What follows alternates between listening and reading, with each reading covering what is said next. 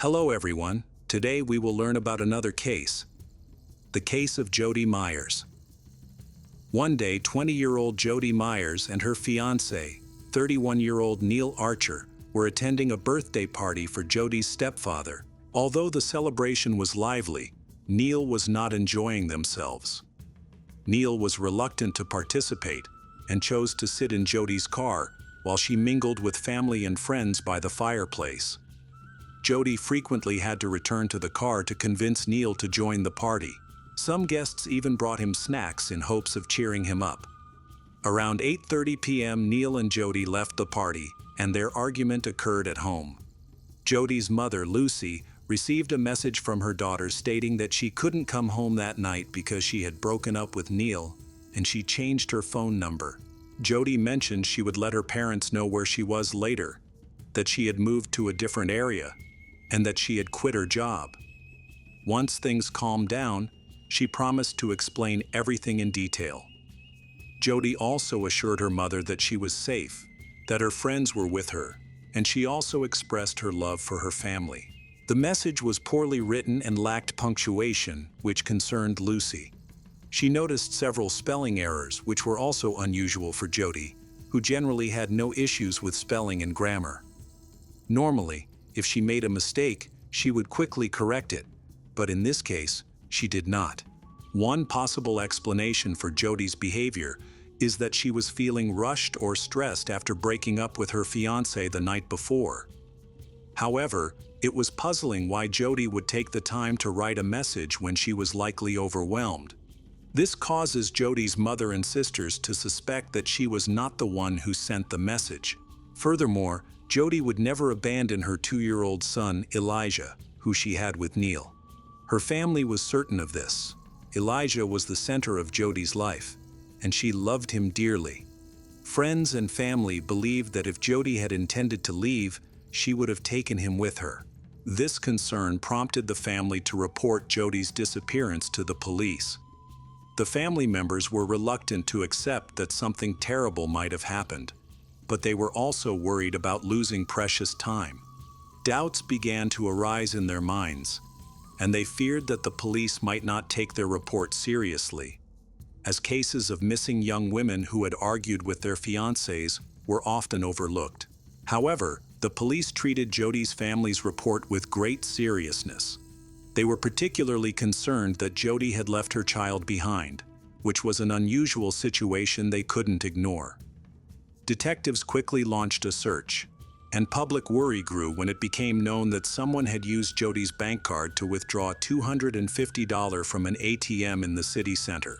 This raised the possibility that either Jody was nearby and intended to return, or an unknown person was trying to cover up the situation. Jody Meyers was officially reported missing, prompting an investigation. Jody's story quickly gained attention across, especially among investigative teams. Authorities interviewed everyone close to Jody, including her fiancé Neil, but none could provide useful information about her whereabouts. Neil, being the last person to see her, shared details with the police. He revealed that he and Jody had argued on their way home from a party. During the drive, Jody angrily threw her ring out of the window, and the police later searched for it. Neil also stated that he last saw Jody when she got into a red Nissan X-Trail with an unknown man and woman. The police did not disclose that Neil was their main focus. They described him as a valuable witness, but at that point, he was their only person of interest. Extensive searches were conducted in the areas surrounding where Jody was last seen, including local bushland and the Murray River, but no trace of her was found. The ring Jody allegedly threw out of the car also remained missing, despite Neil indicating where it might be. As the investigation progressed, relatives, friends, and acquaintances frequently appeared in the media to discuss the case and share their thoughts. Neil's mother, 57-year-old Margaret Archer, spoke to reporters about her son's partner, Jody. Margaret expressed hope for Jody's return, as she is needed by her son. Meanwhile, Neil addressed the media, responding to their presence outside his house while playing with his son. He took the increased attention calmly, stating only that it was a bit stressful for him, but he was happy to assist the authorities in the investigation. For the purpose of the investigation, the police requested video footage from ATM surveillance cameras and were surprised by what they found. The money had not been withdrawn by Jody or Neil, as they had previously thought. Instead, it was a woman in a hooded sweatshirt, clearly trying to conceal her identity. Detectives quickly identified this woman as Margaret. While her cash withdrawal did not implicate her in murder, she was arrested for theft. It was unclear how Margaret had obtained Jody's bank card and used it after Jody went missing. Margaret might have stolen the card or borrowed it from Jody. Regardless, Margaret strongly denied any involvement in Jody's disappearance, both to the police and in public. After being questioned, she was released on bail, but this unusual situation led investigators to closely examine her actions during the time Jody was missing. Detectives discovered 2 receipts from different hardware stores. Margaret had purchased 10 bags of cement from one store and another 10 bags from a second store, along with a wheelbarrow. These purchases were notable for their large quantity. Investigators needed to verify that these transactions were made by Margaret.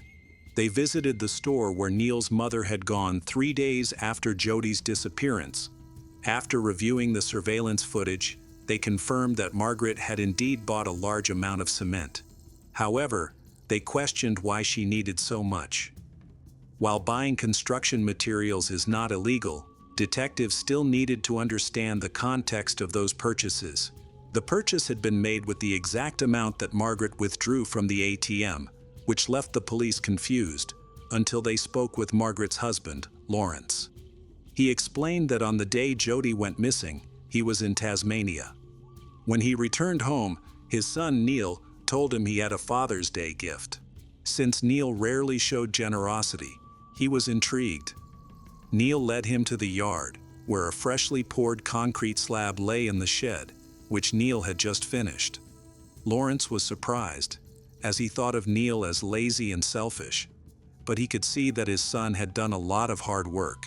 He thanked Neil for the gift and began sharing stories about his trip to Tasmania. As the detectives listened, they began to connect the dots, realizing that Neil was no longer just a witness. He was now the main suspect in Jody's disappearance. At the same time, Neil's brother, Aaron Archer, felt guilty because he knew something, but was afraid to speak up for fear of implicating his family. Aaron was hesitant to carry out certain tasks requested by relatives. When he learned something troubling, he urged Neil to go to the police, but Neil refused.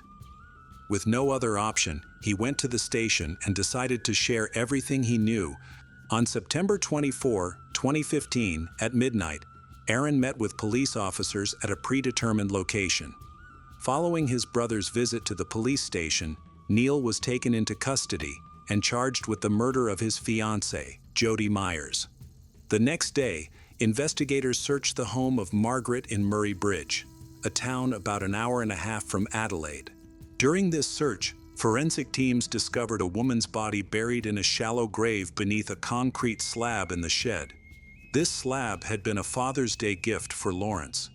Experts later confirmed that the body was Jody Meyers, who had been missing for a month. Investigators indicated that the evidence suggested a violent murder had taken place. Afterward, Lucy's son-in-law, Michael Bates, publicly expressed the family's hopes for Jody's safe return until they received the tragic news. Her death created a profound loss for them, but they cherished the loving memories of her as a mother, daughter, and sister, emphasizing that she was not to be blamed for anything.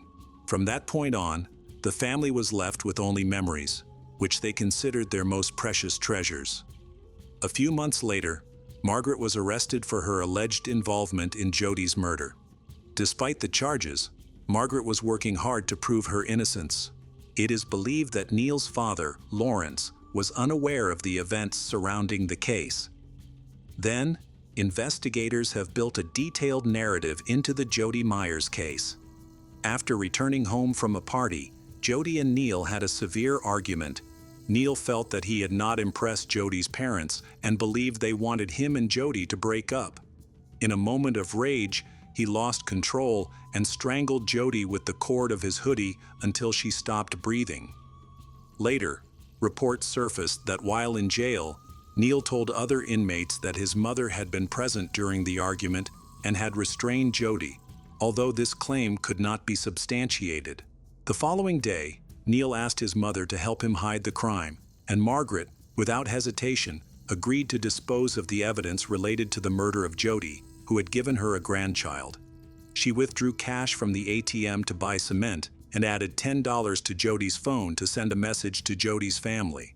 It became clear that Neil pressured his mother to handle all the illicit activities for him.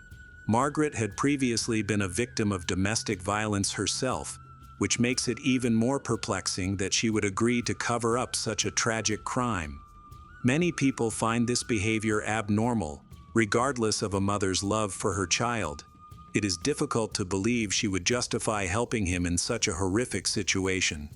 However, some parents claim they would do anything for their children, and Margaret likely belonged to this group, which is truly disturbing.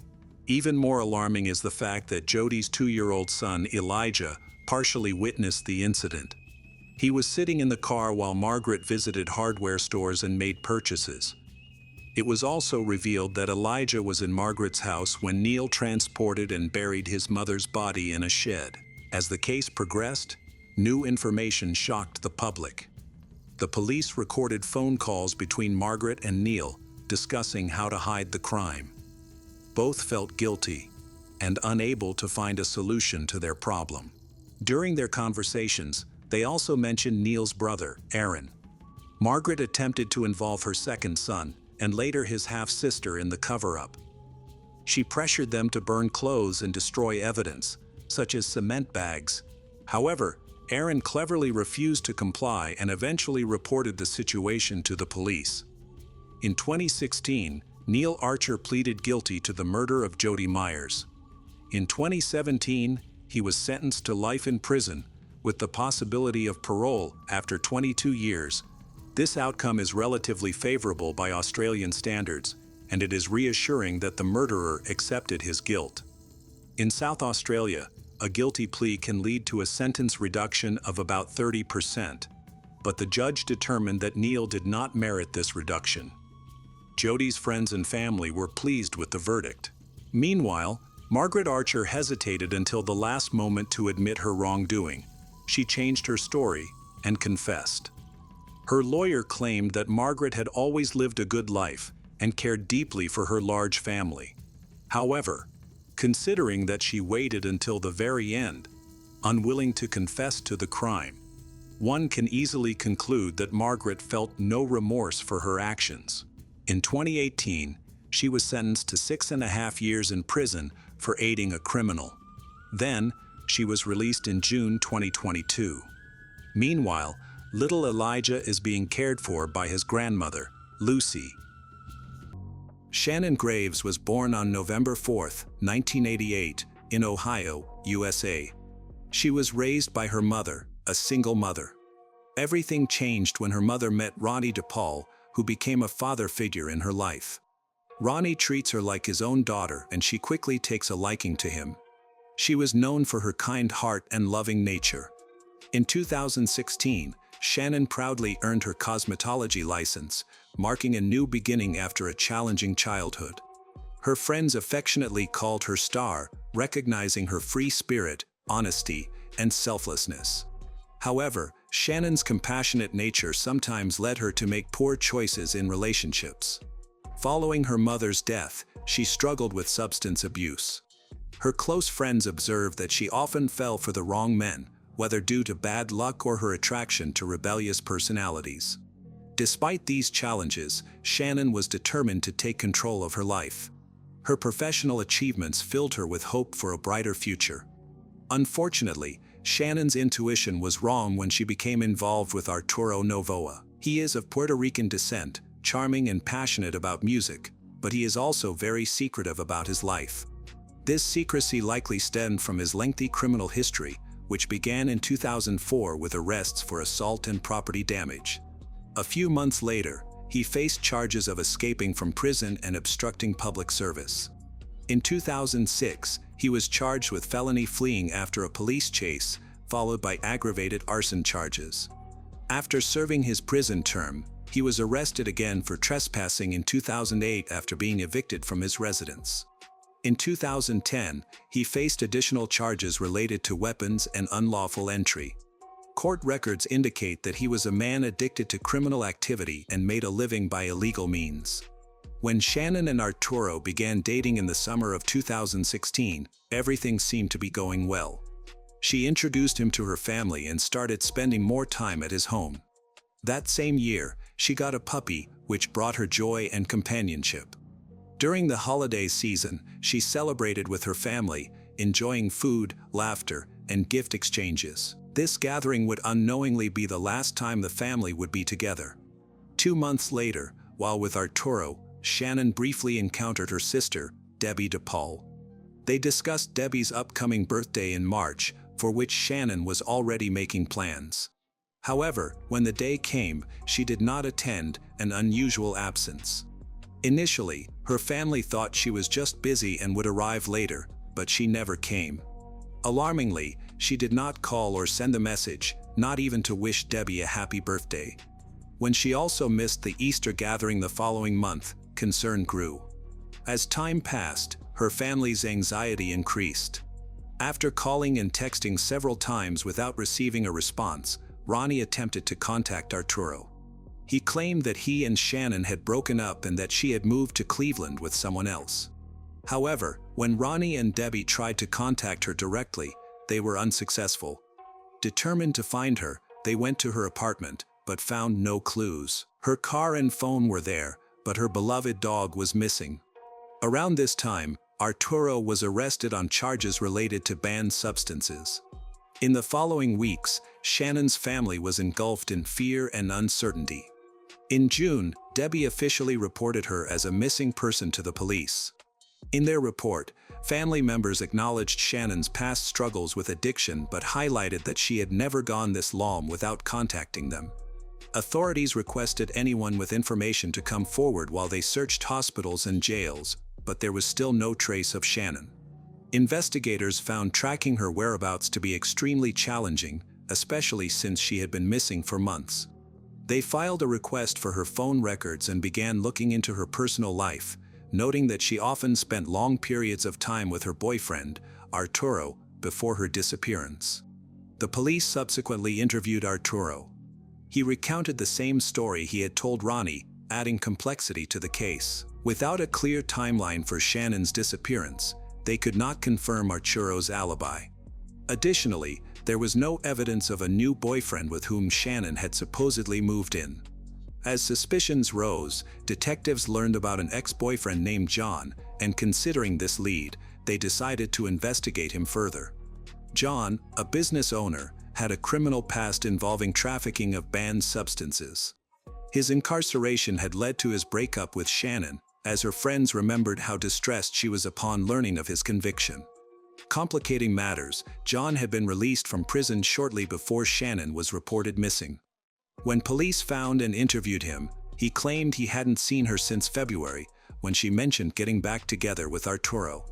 His statement implied that her relationship with Arturo may not have been as perfect as it seemed. Still, John admitted that he had lingering feelings for her at the time of their last conversation. With 2 potential suspects but no clear evidence, police were having a hard time getting their case off the ground. When Shannon's phone records were finally released, investigators hoped to glean vital information. Unfortunately, these records only confirmed that she had gone to work as usual in late February before her phone was suddenly turned off. The number had since been reassigned to someone else, and around that same time, all activity on her credit cards also came to a halt. The investigators had no idea that the answer to the case was about to emerge, but in the most frightening way. On July 30th, a man from Youngstown called 911 to report a shocking discovery. He told the operator that he had found human remains inside black garbage bags, and most disturbingly, the head was missing. Upon receiving the signal, rescue workers notified the police, who quickly arrived at the home of the caller, Kenny Eschenbaugh, and his wife, Jill. While forensic experts investigated the remains, Kenny and Jill were brought in for questioning. According to their testimony, the freezer containing the body parts belonged to a friend. A week prior, this friend had asked Kenny and Jill to store it in their basement, claiming it was filled with meat he didn't want to spoil. On July 29th, Jill decided to cook spaghetti and meatballs for dinner and thought she could use some meat from the freezer, planning to replace it later. However, when she approached the freezer, she found it locked. Assuming their friend was just being eccentric, she used a screwdriver to pry it open. To her horror, instead of meat, she found bags filled with what turned out to be human remains. Feeling nauseated, she quickly shut the freezer and called for Kenny. Together, they cautiously opened one of the bags and discovered a human foot. Since Kenny and Jill's stories matched perfectly when questioned separately, they were quickly ruled out as suspects. Investigators then turned their attention to the friend who had left the freezer in their home, named Anthony Gonzalez. Kenny explained that he had met Anthony 4 years earlier through a mutual friend, bonding over their shared interest in music. Although they hung out occasionally, Kenny found Anthony to be unpredictable and sometimes aggressive. Despite being cooperative, the identity of the victim remained a mystery until forensic experts discovered a scorpion tattoo on one of the feet, matching a tattoo belonging to Shannon, a woman who had recently disappeared. While more tests were planned, it increasingly appeared that the remains belonged to her. This left investigators with a concerning question: how and when was Shannon placed in the freezer? Shortly afterward, the lead prosecutor in Ohio held a press conference to discuss this chilling case, which was rapidly becoming one of the most disturbing in recent history. Although the medical examiner couldn't determine the cause of death without the victim's head, Shannon was positively identified through fingerprint analysis. Her family was heartbroken to learn the truth about their beloved daughter, discovering that her fate was far worse than they had ever imagined. Shannon's family and friends gathered in a local park for a candlelight vigil to remember her. Debbie, one of the attendees, told reporters that she believed Shannon has found peace. The vigil was intended to celebrate Shannon's life rather than to focus on sadness. Many people lit candles and released lanterns while wearing shirts with messages honoring Shannon. However, Shannon's family was visibly pained. Ronnie, too devastated to appear on camera, shared his indescribable grief, explaining that he loved Shannon as a daughter and sought justice for her. In the meantime, investigators ramped up the search for Anthony. They soon discovered that Anthony Gonzalez was just an alias. His real name matched the identity of someone they had already suspected, Arturo Novoa. Authorities learned that Arturo had been dating a woman named Katrina Layton, who moved into his house shortly after Shannon was last seen. Given Arturo's lengthy criminal history, the police acted quickly, arresting both him and Katrina and searching their home. The police found red stains on the walls, a knife, and a manual for the freezer where Shannon's remains were located. Kenny, who previously believed his friend's name was Anthony, was shocked to learn Arturo's true identity. He wasn't the only one confused. Arturo often used different names, possibly to conceal his past involving activities related to banned substances. During questioning, Arturo remained composed, repeatedly denying any connection to Shannon's death and claiming ignorance about her whereabouts. He also distanced himself from the freezer. Katrina supported his claims, but their story began to unravel when police discovered a key among her belongings that fit the freezer's lock, linking them to the crime and ensuring they remained in custody. As the investigation continued, Shannon's ex-boyfriend John played a crucial role in uncovering additional information. He spoke to Shannon's friends and learned about a bonfire attended by Arturo. A witness reported that Arturo used the fire to burn personal items and, when questioned, he claimed they were Shannon's clothes, which he burned as revenge for alleged infidelity. That night, he was with his friend Andrew Herman, and they both continued to burn clothing. Investigators later searched the bonfire site and found remnants, including a bracelet that belonged to Shannon. As the investigation progressed, authorities contacted a woman named Jamie, who knew Andrew and his wife, Michelle Eilenfeld. Jamie reveals that Arturo and Katrina were behind Shannon's murder, while Andrew helped handling the body of her body. Jamie stated that Katrina had harbored jealousy towards Shannon for a long time, and that Shannon felt the same way about her. The situation became more complicated when neighbors reported seeing Katrina walking Shannon's dog and using her credit card to make small purchases, suggesting that Katrina had taken over a part of her life. Amid these incidents, Ronnie passed away unexpectedly without witnessing justice. Debbie, overwhelmed with sorrow, sought therapy while caring for her younger brother and Shannon's cherished dog. Meanwhile, Andrew and Michelle were placed in pretrial detention. Authorities gathered a wealth of evidence that Michelle had threatened witnesses, interfered with the investigation, and covered up the crime. As the case went to the jury, the truth of what happened became clearer. On February 24, 2017, Arturo killed Shannon, likely with Katrina present. He later called Andrew to assist him in handling the body. They disposed of her head, stored other body parts in their freezer, and discarded some remains in an undisclosed location that authorities have yet to find. The prosecutor stated that Arturo was merely a small-time dealer of banned substances, acting out of jealousy over Shannon's finances. Katrina, on the other hand, wanted Shannon to keep her distance so she could pursue a relationship with Arturo. Facing the death penalty, the four defendants ultimately accepted plea deals. Arturo Novoa received a life sentence for murdering Shannon. Katrina Layton was sentenced to 18 years, Andrew Herman to 12 years, and Michelle Eilenfeld to 2 years.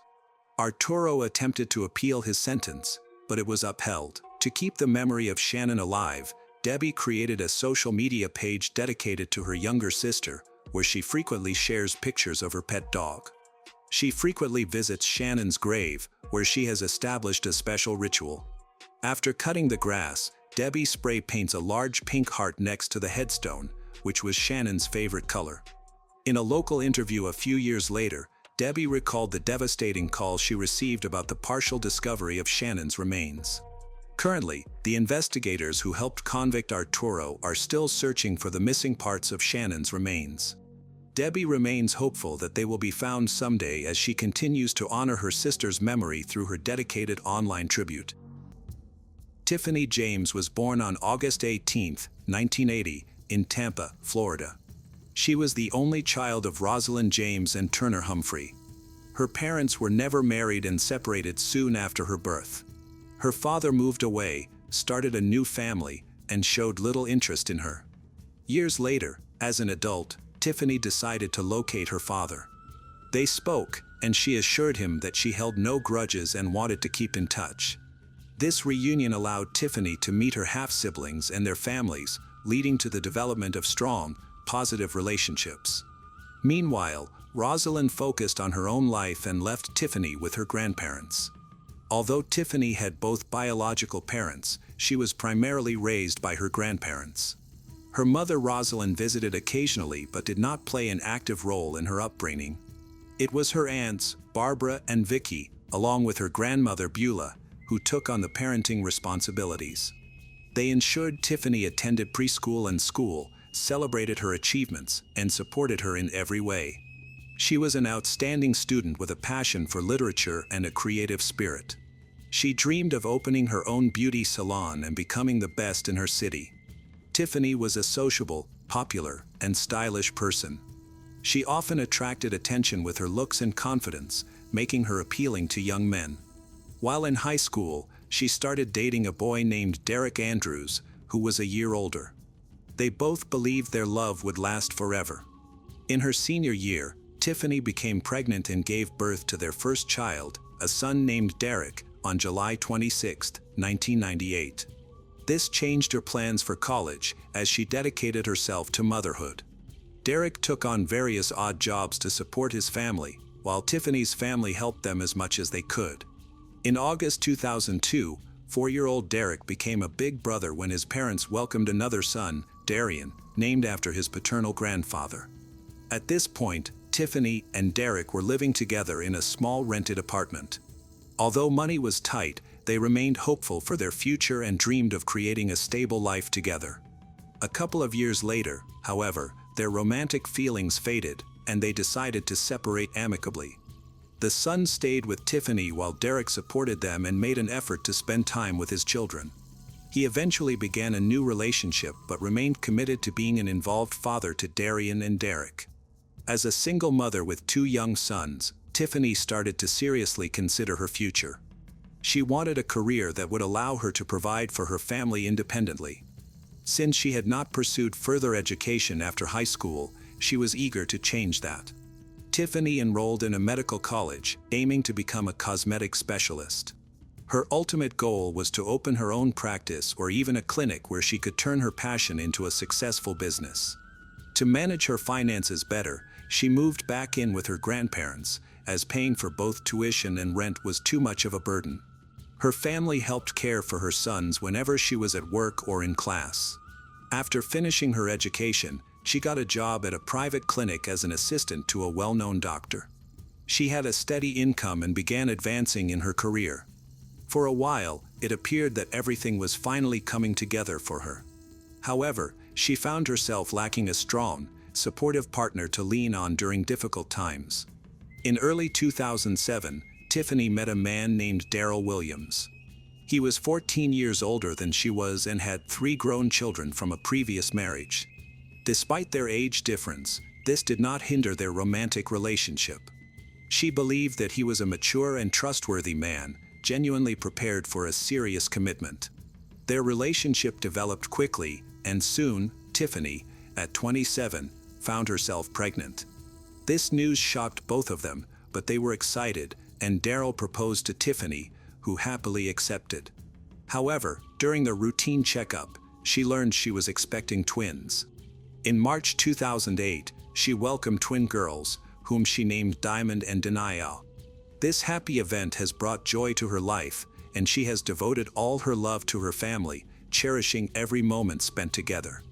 Tiffany enjoyed taking her children to different events, discovering new activities, and creating lasting memories. She also loved dressing her daughters in matching outfits that gave them a fashionable appearance. Her older sons participated in sports like baseball, track, and swimming, while her twins, Diamond and Denia, began dance classes and rhythmic gymnastics at an early age. As the years went by, the children grew, but Tiffany and Daryl never married. Gradually, their relationship began to deteriorate as they found it increasingly difficult to communicate. Tiffany eventually realized that Daryl was not the person she had thought he was. Their relationship ended when she discovered his infidelity. Without any hesitation, she gathered her children and departed. After separating from Daryl, Tiffany relocated with her family to the quiet town of Brandon, Florida. This community was known for its strong infrastructure, low crime rates, and affordable housing, making it an ideal place to raise a family and start over.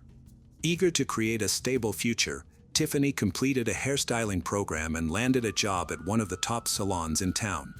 She quickly built a loyal clientele and gained a reputation for her talent and creativity. Aspiring to open her own salon one day, she began looking for potential rental locations. Her skills, ambition, and rising reputation established her as one of the most in-demand stylists in the area, paving the way for a bright career ahead. As a single mother of 4, she moved into a spacious rental apartment in a newly built residential complex situated in one of the town's finest neighborhoods. Nearby amenities included a school, a dance studio, and a large sports center, everything she needed for a comfortable and fulfilling life for her family. By 2012, her sons had become more independent and often helped care for their younger sisters. Around this time, Tiffany decided to reconnect with her father and half-siblings. She traveled to Alabama to find them, and their family bonds were restored. They began to stay in touch, visit each other for holidays, and their children quickly grew close. Life was falling into place. Her finances were stable, and she was surrounded by loved ones. Although she felt secure about her future, Tiffany, a young, ambitious, and attractive woman, yearned for romance. She still believed in love and hoped to find a man who would love her and embrace her family, a man with whom she could build a strong and happy home. In 2014, Tiffany started her own small business, which began to thrive. That same year, at 34 years old, she reconnected with Ben, a man she had known in her youth but hadn't seen in nearly 15 years. Their unexpected encounter at a shopping mall marked the start of something special. Initially, they kept their relationship private. Ben was also a single parent who had recently settled in Brandon with his 2 young children. They began as friends, sharing coffee and meaningful conversations. When Ben finally confessed his feelings for Tiffany, she felt like the happiest woman in the world and admitted she felt the same way. Their relationship grew deeper and both families supported it. Tiffany was ecstatic, savoring this newfound happiness without rushing. She kept their romance discreet, sharing details only with her closest friends and family and refraining from posting pictures of them together on social media. Gradually, she prepared for a significant change as they decided to move in together and create a home as one family. On October 1, 2015, Tiffany posted a romantic and mysterious message on her personal social media account. The post featured a photo of 2 hands clasped together, one male and one female, both adorned with wedding bands, set against the backdrop of a Bible. The caption simply read, "Yes." This suggested that she was engaged, but she chose to keep her fiancé's identity a secret for the time being. Tiffany and her family always put a lot of effort into celebrating Halloween. They planned their costumes ahead of time, carved pumpkins into glowing lanterns, and went out to collect candy from their neighbors. By this time, Darian and Derek were old enough to enjoy the holiday with their friends, while the younger twins, Diamond and Denia, still loved going trick-or-treating with their mom. Since they lived in a large apartment complex, going door-to-door wasn't this thrilling. Instead, they visited a nearby neighborhood filled with single-family homes, where Halloween decorations created a festive atmosphere. Families in costumes moved from house to house, and generous homeowners made sure to have plenty of candy, so no one went home empty-handed. That night was supposed to be fun and relaxing, but no one could have predicted the tragedy that was about to unfold. A local woman was home alone, preparing to watch a horror movie to get into the Halloween spirit. The streets outside were quiet, most families had already gone home, and she didn't expect any more trick-or-treaters. Around 9 p.m., she was dozing on the couch with the TV still on when suddenly there was a loud noise, like an explosion, that woke her up. At that moment, her front door, which she had forgotten to lock, swung open. Startled, she quickly got up to shut it. What she saw on her doorstep left her frozen. A figure dressed entirely in black, wearing a hockey mask like the ones from the Friday the 13th movies, stood there. Instead of a machete, the person was holding a shotgun. For a split second, it felt like a scene from a movie or an elaborate Halloween joke. In shock and unsure of her next move, she glanced down and saw a woman lying at the figure's feet, writhing in pain and struggling to move. The masked figure looked down at her for a moment before raising the weapon again. Terrified, the woman ran for her life. She slammed the door just as 2 more deafening gunshots rang out. Collapsing onto the floor, she covered her head with her hands, fearing she might be next. Then, silence. The stillness was broken by a faint tapping on the window. At first, she ignored it, too frightened to move. But when the tapping came again, she cautiously approached the window and, against her better judgment, looked outside. There stood a young girl, tears streaming down her face. Without thinking of her own safety, the woman rushed to the door to help. Outside, she noticed another young girl sitting on the ground, shocked, hugging her knees. Without hesitation, she brought both girls inside, locked the door, and grabbed her phone to call for emergency services. By that time, other neighbors had heard the chaos and called the authorities. When first responders arrived, they discovered a woman lying in a pool of blood on the pavement. Despite her critical injuries, she was still alive. Paramedics did everything they could, but unfortunately, on the way to the hospital, she died from her wounds. The victim had no identification, and the 2 young girls were too traumatized to speak. However, as more neighbors gathered, they quickly recognized the woman, Tiffany, who is the owner of a local hair salon, along with her twin daughters, Diamond and Denia. Authorities immediately contacted Tiffany's relatives, while Diamond and Denia were taken to the hospital for evaluation. Fortunately, neither child had suffered any physical injuries, but they were deeply traumatized. mental health professionals were brought in to help them process the event. Many people had been out celebrating that night, and several witnesses recalled the horrifying scene. However, piecing together the full story was challenging, as many struggled to believe what they had seen. It all felt too surreal, almost like a staged performance. Meanwhile, the masked attacker slipped into the crowd of costumed revelers and disappeared without a trace.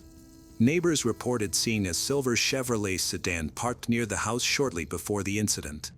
Witnesses noted that the car sped off after the first loud noise but stopped a short distance away moments later. It was uncertain whether the driver fled in a panic or had a connection to the attack. Unfortunately, no one saw the license plate, and no one could identify the driver's gender.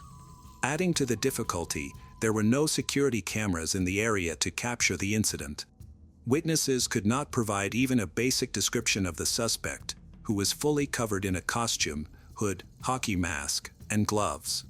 They only agreed that the attacker was slightly taller than average and had a muscular build. At the crime scene, Tiffany's handbag was found on the ground, with its strap torn and its contents strewn about. Initially, investigators considered the possibility of a robbery gone wrong, but this theory was quickly dismissed. The cash inside the purse was untouched, and Tiffany was still wearing several pieces of gold jewelry. Nothing had been stolen. Moreover, it seemed unlikely that such a violent act would occur over a simple mugging, especially with a shotgun involved. The aggression of the attack suggested that it was personal.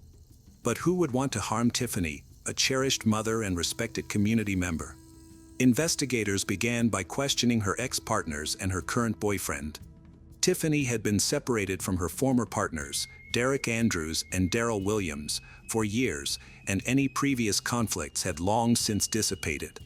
Her current partner, Ben, remained a mystery since Tiffany had kept their relationship private, revealing little to friends and family. Due to this secrecy, detectives felt it necessary to question him urgently. Officers arrived at Ben's house around 5 a.m. the next morning. Despite the early hour, all the lights in the house were on, and Ben was found sitting by the front door with a shotgun. The officers ordered him to drop the weapon and raise his hands, which he complied with, insisting he was not involved in the attack. He then pleaded with the officers to protect his children, explaining that he had learned about the crime just hours earlier and was fearful that the attacker might come after him next. He felt a strong need to protect his family. During the questioning, Ben shared that in the months prior to the incident, Tiffany had told him about someone she believed was stalking her. She suspected it might be her ex-fiancé, Daryl, who was also the father of her twin daughters, Diamond and Denia. Their separation had been difficult, and they were currently engaged in a custody battle over the girls. Ben confirmed his whereabouts on Halloween night with a strong alibi. He stated that he, Tiffany, and their children had gone trick-or-treating earlier that evening. Later, he took his children to visit relatives while Tiffany and the twins intended to return to their home briefly before staying the night at his place. However, she never showed up. Almost at midnight, Tiffany's oldest son called to deliver the devastating news. Once investigators verified Ben's alibi, they released him and allowed him to go home. The focus then shifted to Daryl. Was he involved in such a violent act? Detectives were skeptical. Could he really have committed something so horrific in front of his own daughters, leaving them with lifelong trauma? On November 1st, officers visited Daryl's last known address but found that he no longer lived there. Instead, they encountered his adult daughter, who informed them that her father had moved in with his new girlfriend 6 months ago. She was visibly shaken when she heard about Tiffany's tragic death and was clearly in shock. His daughter disclosed concerning information about his short temper and controlling behavior. He was known to be domineering and would become furious when things didn't go his way. Additionally, he had a strong interest in firearms and owned a shotgun. Daryl's daughter explained that her father's breakup with Tiffany had been very contentious. He harbored deep resentment over having to pay child support and had fought hard for full custody of their twins, even though he knew he had little chance of winning. However, she noted that if Tiffany were gone, he would have had a better chance of gaining custody of the girls. Her daughter described her father as ruthless and believed he was capable of committing a crime. After speaking with her, investigators went to Daryl's workplace, a large chemical plant.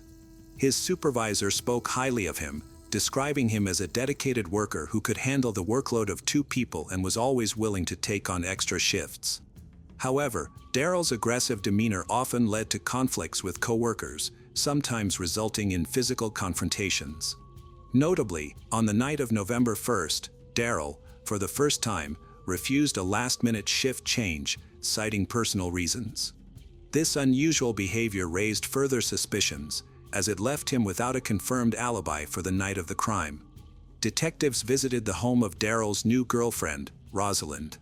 They noticed a silver Chevrolet sedan in the driveway that matched the description of a car seen near the crime scene. When Rosalind answered the door and saw the officers, she appeared nervous. However, after learning the reason for their visit, she insisted that Daryl had stayed with her all night and had not left the house. Since there was no physical evidence to hold Daryl, the investigators decided to interview the main witnesses, Daryl and Tiffany's daughters, Diamond and Denia. They were still struggling to cope with the trauma. Denia was mostly silent, experienced nightmares, and couldn't sleep without the lights on.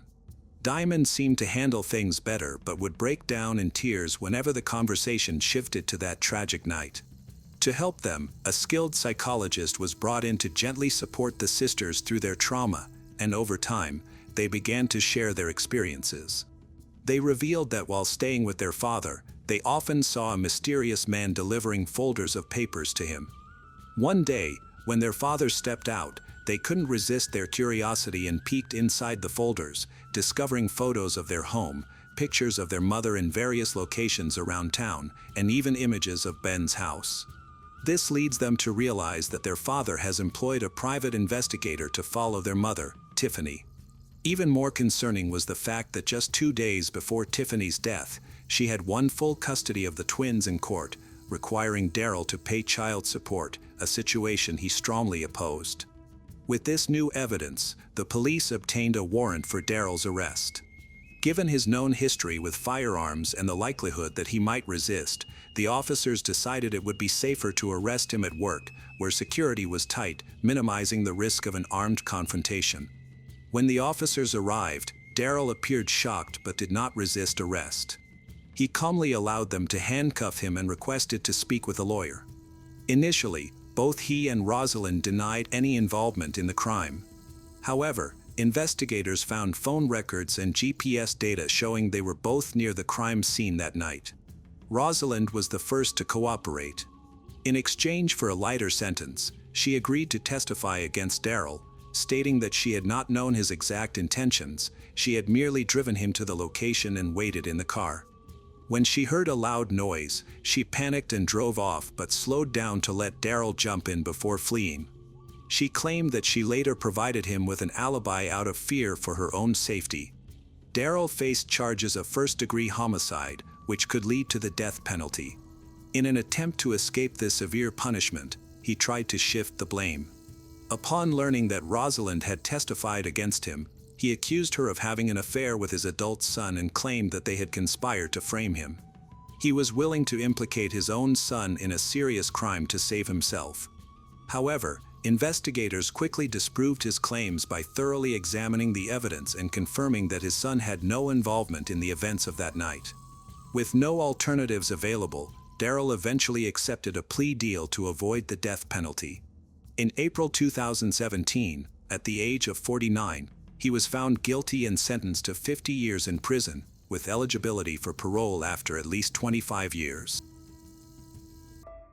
On a seemingly ordinary evening in Bolingbrook, Illinois, an unimaginable event occurred. A woman was discovered dead in her bathtub. Her hair was wet, and there was a severe gash at the back of her head. Initially, it appeared to be a tragic accident, perhaps a slip and fall, but as investigators delved deeper, inconsistencies began to emerge.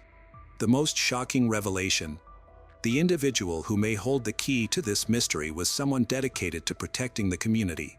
What really transpired that night, and how did this case evolve into a startling tale of deception, manipulation, and betrayal? Kathleen Savio was born on June 13, 1963, in Glendale Heights, Illinois. She was the youngest of 4 siblings, was raised by her parents, Henry Jerry Savio and Mary Savio. When Kathleen was just 2 years old, her parents divorced. Later, her mother remarried, and the family moved to a different city in Illinois. Despite financial difficulties during her childhood, Kathleen was determined to create a better future for herself. She focused on her education, eventually became an accountant. Friends and acquaintances described Kathleen as warm, friendly, and charismatic, with a unique talent for connecting with others. At 20 years old, she went on a life-changing blind date with Drew Peterson. He seemed charming and was initially a great match for her. Drew worked as a police officer in the Metropolitan Area Narcotics Squad in Illinois, a job that brought him respect and authority. Drew was born on January 5, 1954, in Bolingbrook, a suburb of Chicago, and was raised by his strict parents. Drew was an older brother to 2 siblings. In high school, he stood out as an athlete and was known for his competitive nature. During his teenage years, he started his first serious relationship with Carol Brown. After graduating, Drew enlisted in the U.S. Army in 1974 and married Carol that same year. He was discharged in 1976 and the following year joined the police force in his hometown. Within a year, he moved to an undercover role in the Metropolitan Area Narcotics Squad, where he gained recognition. By the age of 25, he was named Police Officer of the Year. However, his personal life was troubled. Despite having 2 children, his marriage to Carol ended in 1980 when she found out he was unfaithful. Carol received custody of their kids. Known for his arrogance, Drew often boasted to friends about how easily he attracted women. In 1981, he met Victoria Vicky Connolly, and they married in 1982. Their marriage lasted almost 10 years until Victoria decided to divorce him in 1992, citing ongoing domestic abuse as the main reason. This claim was later supported by her daughter, Lisa Ward, who lived with them from ages 8 to 18. She reported physical and psychological abuse from Drew. Until later, a troubling rumor from their marriage involved an incident after they purchased a bar together. One night, after leaving the bar, Victoria was in a car accident that required surgery. Some sources suggested that Drew might have tampered with her brakes, but no solid evidence came to light. During his marriage to Victoria, Drew began an affair with Kathleen Savio, who was unaware of his marriage. To Kathleen, Drew appeared to be the perfect partner. He showered her with gifts and affection, took her on trips, promised her a stable future. Moved by his attention, she quickly fell in love with him. When Drew eventually told her he was going through a divorce, he portrayed his wife as a banned substance addict and claimed he could no longer handle the situation. Their romance accelerated rapidly, leading to their engagement just 6 months after their first date. On May 3, 1992, shortly after Drew finalized his divorce, they got married. Over the next 2 years, Kathleen gave birth to their 2 children, but their relationship began to change. While she focused on raising their family, Drew sought excitement outside the home. What began as a loving relationship turned unhealthy. Drew's charming exterior vanished, revealing a controlling and abusive nature. At first, his mistreatment was verbal. He insulted Kathleen's appearance, calling her unattractive and making hurtful comments about her weight. As time passed, his behavior became increasingly harmful, trapping Kathleen in a marriage that was far from the fairy tale she had imagined. Drew's aggression intensified. One day, Kathleen, feeling frustrated and tired from his continual absence and lack of support with their children, confronted him. What began as a heated argument quickly escalated into violence. Drew grabbed her arm and pushed her into a table, causing her to sustain a head injury and multiple bruises. The injuries were serious enough for her to go to the emergency room. Although the hospital recorded the incident, Drew publicly denied any wrongdoing. In a televised interview, he claimed that, as a police officer, he needed to act differently than an ordinary citizen to protect his job. Kathleen decided to stay in her marriage despite the challenges. Meanwhile, Drew turned his attention to a new relationship with a much younger woman named Stacy and Callis, who was nearly 30 years his junior. He was even bringing Stacy to the home that he shared with Kathleen and their children. On at least one occasion, He spent the night with her in the basement while his family slept upstairs. Stacy, born on January 20, 1984, in Downers Grove, Illinois, graduated high school early and began working as a receptionist at a local hotel where she and Drew first met. For a time, Kathleen was unaware of the affair, but that changed in October 2001 when she received an anonymous letter that revealed Drew's involvement with 19-year-old Stacy. Although Kathleen's marriage had been struggling, this news devastated her. She confronted Drew, who denied the affair. Distraught, Kathleen called her sister, crying as she shared that not only had Drew cheated on her, but he had also physically assaulted her during an argument by throwing her against the refrigerator. By mid-2002, Drew had moved out of their home and into a new house just a few blocks away, which many viewed as a deliberate act to provoke Kathleen. The divorce was quite tense as Kathleen fought over custody, child support, and her share of Drew's pension. However, Drew was unwilling to compromise. Kathleen was a strong and devoted mother who refused to back down easily. Their disputes escalated, leading to the police being called to her home at least 18 times, each report documenting domestic arguments. One particularly alarming incident occurred on July 5, 2002. According to the police report, Drew broke glass in the house and then forced Kathleen to sit on the staircase for hours while he stood over her, brandishing a knife and threatening her life. Kathleen felt increasingly unsafe, especially since Drew was a police officer in the same department that handled her complaints. As a result, her reports were often dismissed as typical domestic issues, and no serious action was taken against him. Fearing for her safety, Kathleen sought legal protection. On November 14, 2002, she wrote a letter to the state's assistant prosecutor describing Drew's worsening violence, urgently requested an emergency protection order before it was too late. She warned that Drew knew how to exploit the system and that she feared for her children's safety as well as her own.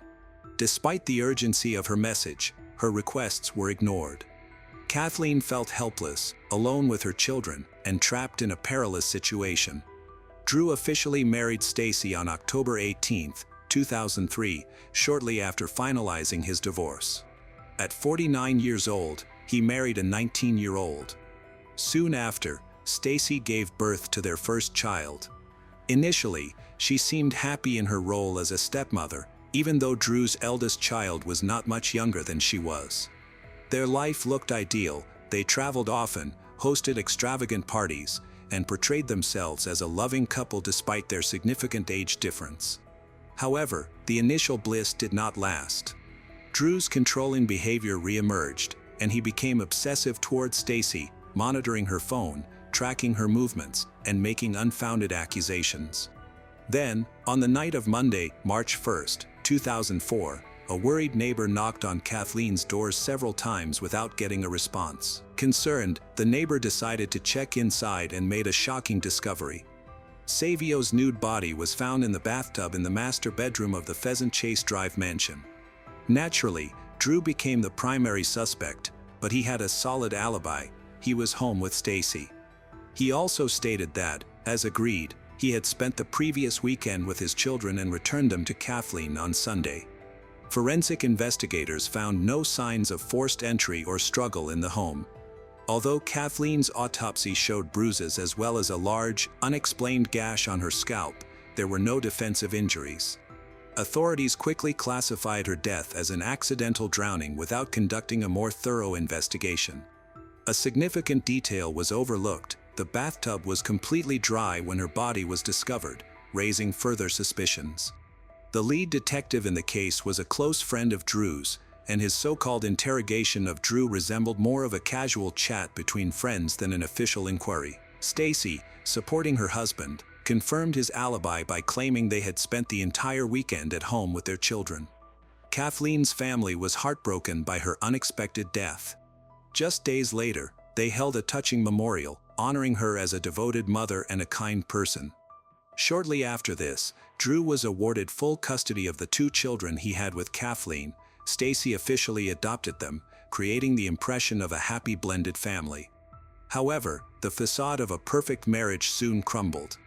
As time went on, Drew's controlling behavior became increasingly evident. By 2007, Stacy was fed up with his oppressive ways and seriously contemplated divorce. Then, on October 28th of that year, she disappeared without any explanation. Her sudden vanishing shocked her family, as Stacy had never shown any signs that she would willingly leave without informing anyone.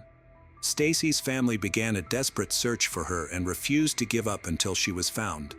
In contrast, Drew displayed little concern throughout the search process. During interviews, he made dismissive and sarcastic comments, implying that Stacy was merely enjoying attention and likely out dancing or with another man.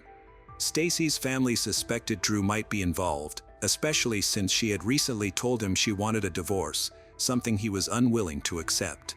As their suspicions grew, Drew tried to change the narrative by claiming that Stacy had changed a lot since her sister's death in 2006. He stated that she had been struggling emotionally and receiving treatment for depression. However, rather than clearing his name, these claims only heightened the investigators' concerns.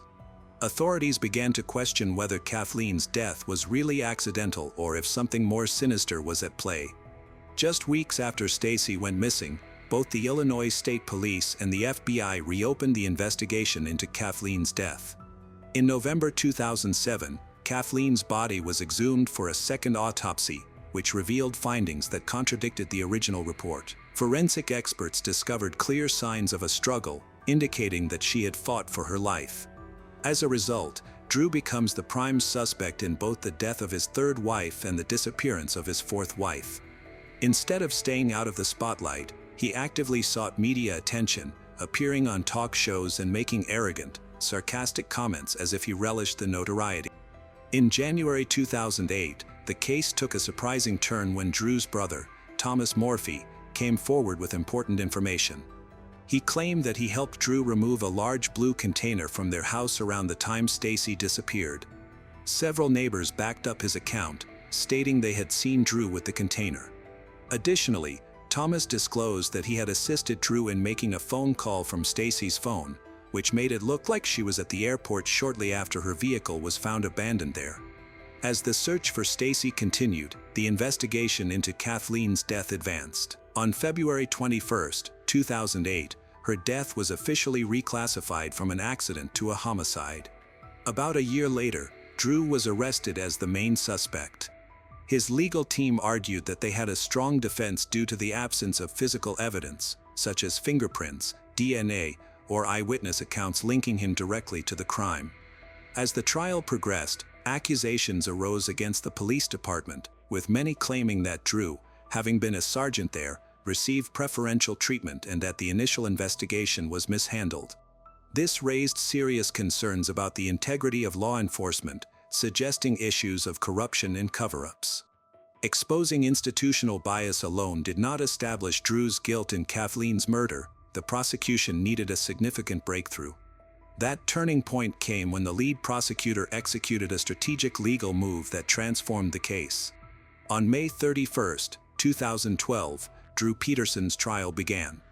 The first witness was Kathleen's sister, Susan M. Savio. Her testimony deeply affected everyone in the courtroom as she recounted that Kathleen had confided in her about Drew threatening to kill her and make it look like an accident to avoid suspicion. Next, Neil Scory, a pastor and marriage counselor who had worked with Stacy, took the stand. He testified that Stacy had privately expressed her concerns that Drew was responsible for Kathleen's death. He recalled that Stacy once woke up in the middle of the night to find Drew missing around the time Kathleen was believed to have died. When Drew returned, he allegedly asked Stacy to lie to the police and provide him with an alibi. Further unsettling details emerged in court, including the fact that Drew had been present during Stacy's police interview, suggesting that he had pressured her to protect him. Additionally, the attorney who represented Stacy during her divorce revealed that Stacy had reached out to him just days before her disappearance, seeking legal advice about leaving Drew, and made it clear she believed he had killed Kathleen. Prosecutors claimed that Drew killed Kathleen out of fear that their divorce would leave him broke. For 3 weeks, jurors heard from 44 witnesses who shared disturbing accounts of Kathleen's case. One friend mentioned that Kathleen was so scared of Drew that she kept a knife under her bed for protection. After considering all the evidence, which was mostly circumstantial and based on witness statements, the jury, made up of 7 men and 5 women, deliberated for about 14 hours. Before the jury's decision was announced, Drew shouted that he was innocent. This caused Kathleen's brother to retaliate, accusing Drew of Kathleen's murder. Security had to step in to remove him from the courtroom. Ultimately, on September 6, 2012, Drew Peterson convicted of murdering Savio. On February 21, 2013, sentencing him to 38 years in prison with no chance of parole. Though he appeared calm during the trial, Drew's attitude changed in the following days. He directed his anger at the prosecutor who helped convict him. The prosecutor, however, remained unshaken and suggested that there might be further legal actions regarding Stacy's disappearance. Tensions escalated within Drew's legal team as his lead attorney filed an appeal, claiming that the original defense team had mishandled the trial. They argued that Drew was pressured into starting a media campaign before the trial, which ultimately harmed his defense. They also criticized the choice to call Stacy's divorce attorney as a witness, a decision that proved disastrous. Despite Drew's numerous attempts to overturn the verdict, the ruling remained intact. Kathleen achieved justice, but the fate of Stacy continued to be a perplexing mystery, with many believing that Drew Peterson held the key to the answers. While serving his sentence, Drew faced a new and shocking allegation. He was recorded in prison discussing a plan to arrange a murder for hire against the prosecutor who had led his case. He offered money to another inmate in exchange for carrying out the attack. In May 2016, he was found guilty of solicitation of murder and solicitation of murder for hire. He was subsequently sentenced to an additional 40 years in prison. Over time, Drew has maintained his innocence and persistently sought to appeal his conviction, arguing that the testimonies used during his trial violated his constitutional rights. In 2024, a significant legal development occurred when Drew's public defender requested a psychological evaluation to pursue a new trial. The judge instructed the county to conduct and finance the evaluation for Drew, who is now 70 years old. After a mandatory 30-day assessment period, the results showed that he was mentally competent to stand trial. At the same time, Drew's former attorney faced legal issues of his own, as he was charged with contempt of court. This situation arose when he allegedly breached a gag order by discussing the case in a nationally televised interview. During this interview, he claimed to have information that could clarify the circumstances surrounding Stacy's case. Although the lawyer denied the allegations, the judge reaffirmed the gag order, prohibiting him from publicly addressing the case. In the same year, Drew's eldest son, Stephen Paul Peterson, who became a police officer like his father, spoke out. He referred to Drew as his hero, highlighting that his father had always supported him and his brother. However, he confessed that dealing with the circumstances of Drew's conviction was extremely painful, making it hard for him to reconcile the loving father he had known for 36 years with the man accused of such terrible crimes. As for Drew's numerous appeals, none had been successful by that time. Stacy remained missing, and her family continued to hope that her body would eventually be found. They firmly believed that Drew was responsible for her disappearance and should be held accountable. This case generated significant public debate throughout the United States because of its many concerning elements. At its center was a police officer, an individual committed to protecting the public, who instead posed a threat to those around him. The chilling saga of Kathleen Savio's murder and Stacy Peterson's disappearance revealed a harrowing tale of abuse, manipulation, and betrayal orchestrated by Drew Peterson, a police officer entrusted with public safety. While Kathleen's justice was secured through a hard-fought conviction, Stacy's fate remains an unresolved mystery, leaving her family in anguished hope for answers. This case, marked by institutional failures and Peterson's brazen defiance, underscores the devastating consequences of unchecked power and the enduring pursuit of truth that continues to honor the memories of Kathleen and Stacy. The Shafia family fled war and instability, hoping to build a new life in Canada. They were originally from Afghanistan, a country where traditions dictate fate, family honor outweighs personal freedom. On the surface, they appeared to be an ordinary immigrant family, a father who had achieved financial success, 2 wives, and 7 children. However, behind this image of prosperity lay a harsh reality. Control, fear, and strict discipline became inseparable parts of their lives until one day, the family found itself at the center of one of the most shocking and tragic crimes in the country's history. Mohammad Shafia was born into a poor Afghan family. His father passed away when he was just 2 years old, leaving his mother to care for the household alone. From a young age, he understood that survival required resilience. Education was a luxury beyond his reach, so he started working early. At first, he helped his mother with household chores and then moved on to repairing appliances. Eventually, he realized that there were other ways to make money by buying and reselling goods for a profit. Muhammad's business quickly expanded. He dealt in electronics, furniture, and automobiles, constantly finding new ways to grow his wealth. Lacking formal education, he relied on his instincts and sharp business sense to seize every opportunity. As his financial situation improved, he felt ready to start a family. Rona came from a respected and wealthy background where her family valued traditions and ensured their daughters received an education. Although she was raised in a loving environment, her future was largely predetermined. Like many young women in her social circle, she was expected to marry whoever her parents chose for her. When her parents announced that she would marry Mohammad Shafia, she felt she had no choice but to accept their decision as her duty. The wedding took place at one of Kabul's finest hotels, featuring hundreds of guests. To outsiders, it appeared as a prestigious union between two noble families, yet no one considered Rona's true feelings. After the wedding, her life changed significantly. She was now expected to obey her husband, manage the household, and meet all his expectations. Years went by without any children, which caused Rona's status within the family to become unstable. In Afghan society, a woman's value is often associated with her ability to bear children. Muhammad's frustration grew, and rumors about Rona's inability to conceive began to circulate among relatives. Over time, his irritation turned into cold indifference, creating a widening gap between them. After 7 years of marriage without children, Muhammad decided to take a second wife. The second wedding took place in 1988, and many of the wedding photos show Shafia standing next to his 2 wives. The 3 lived together in one household. Tuba Yahya was younger and more obedient than Rona. Her primary value was her ability to bear children. Once she married Muhammad, she quickly gave birth to their first son, followed by another child. As time went on, Tuba's influence in the household increased, while Rona faded into the background. Muhammad enforced strict rules that everyone had to follow without question.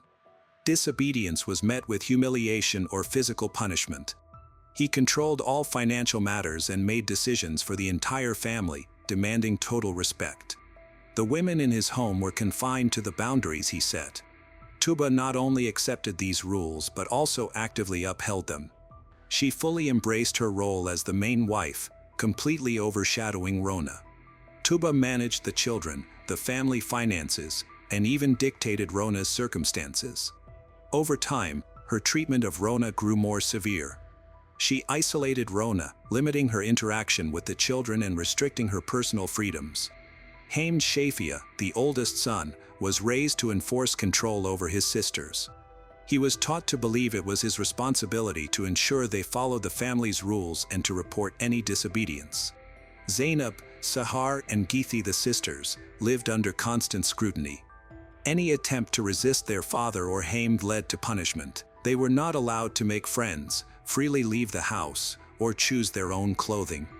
Muhammad viewed them not as individuals with their own dreams but as extensions of the family, expected to uphold his concept of honor. When the family relocated to Canada, many believed this would offer the children a better life. However, the family dynamics remained unchanged. If anything, the control within the household became even stricter. Muhammad recognized that his children were now in a society where women had rights, so he tightened his authority. The daughters started to notice that life beyond their home was very different from what they had always experienced. They observed their classmates engaging freely, choosing their outfits, and making decisions about their futures. Meanwhile, life at home stayed the same. Hamed took on a stricter role. He watched over his sisters to prevent them from adopting Western habits, monitored their phones, scrutinized their behavior at school, and reported everything back to their parents. Rona had hoped that moving to a new country would improve her situation, but her reality remained the same. She didn't speak the language, had no legal status, and was unemployed. Without a passport or financial independence, she was completely under her family's control. Canada did not provide the Shafia family with freedom. Instead, it became a new place where their old rules still governed their lives. Zainab, the eldest daughter of Muhammad Shafia, was the first in her family to openly rebel against their strict control. She secretly started dating Omar Wahid, a young man of Pakistani descent who was older and would never be approved by her father. Their relationship began with passing notes, progressed to email exchanges, and eventually led to secret meetings. Zainab understood the risks involved. She was constantly watched by Hamd at home and felt unsafe even at school. However, her love for Omar drove her to take these risks. When her father went on a business trip, she saw a chance to invite Omar over, thinking they wouldn't be caught. Hamd soon noticed a pair of unfamiliar shoes in the hallway, quickly realizing someone was in the house. He immediately reported it to their parents. Although Omar managed to escape, Zainab faced severe repercussions. She was physically punished and confined to her room for several months, barred from going outside. During her isolation, Sahar attempted to carve out her independence in a different manner. Instead of openly rebelling, she subtly distanced herself from her family's traditional expectations. At school, she took off her headscarf, wore makeup, and dressed in ways her family prohibited. She also grew close to Ricardo Sanchez, a young man from Honduras who was very different from the type of husband her parents would want for her. Sahar yearned for freedom and carefully planned her escape. She and Ricardo talked about moving to another country where her family couldn't find her. Her plan was to make it look like she had gone to Honduras, while in reality, she intended to cross into the United States. However, her plans took an unexpected turn one evening. While dining at a cafe with Ricardo, she spotted her brother watching her from another table. He didn't approach or say anything, but his presence made it clear she was in serious danger. Upon returning home, she braced for the worst, realizing her father already knew everything. There were no discussions, only punishment. After facing physical aggression, she was prohibited from attending school.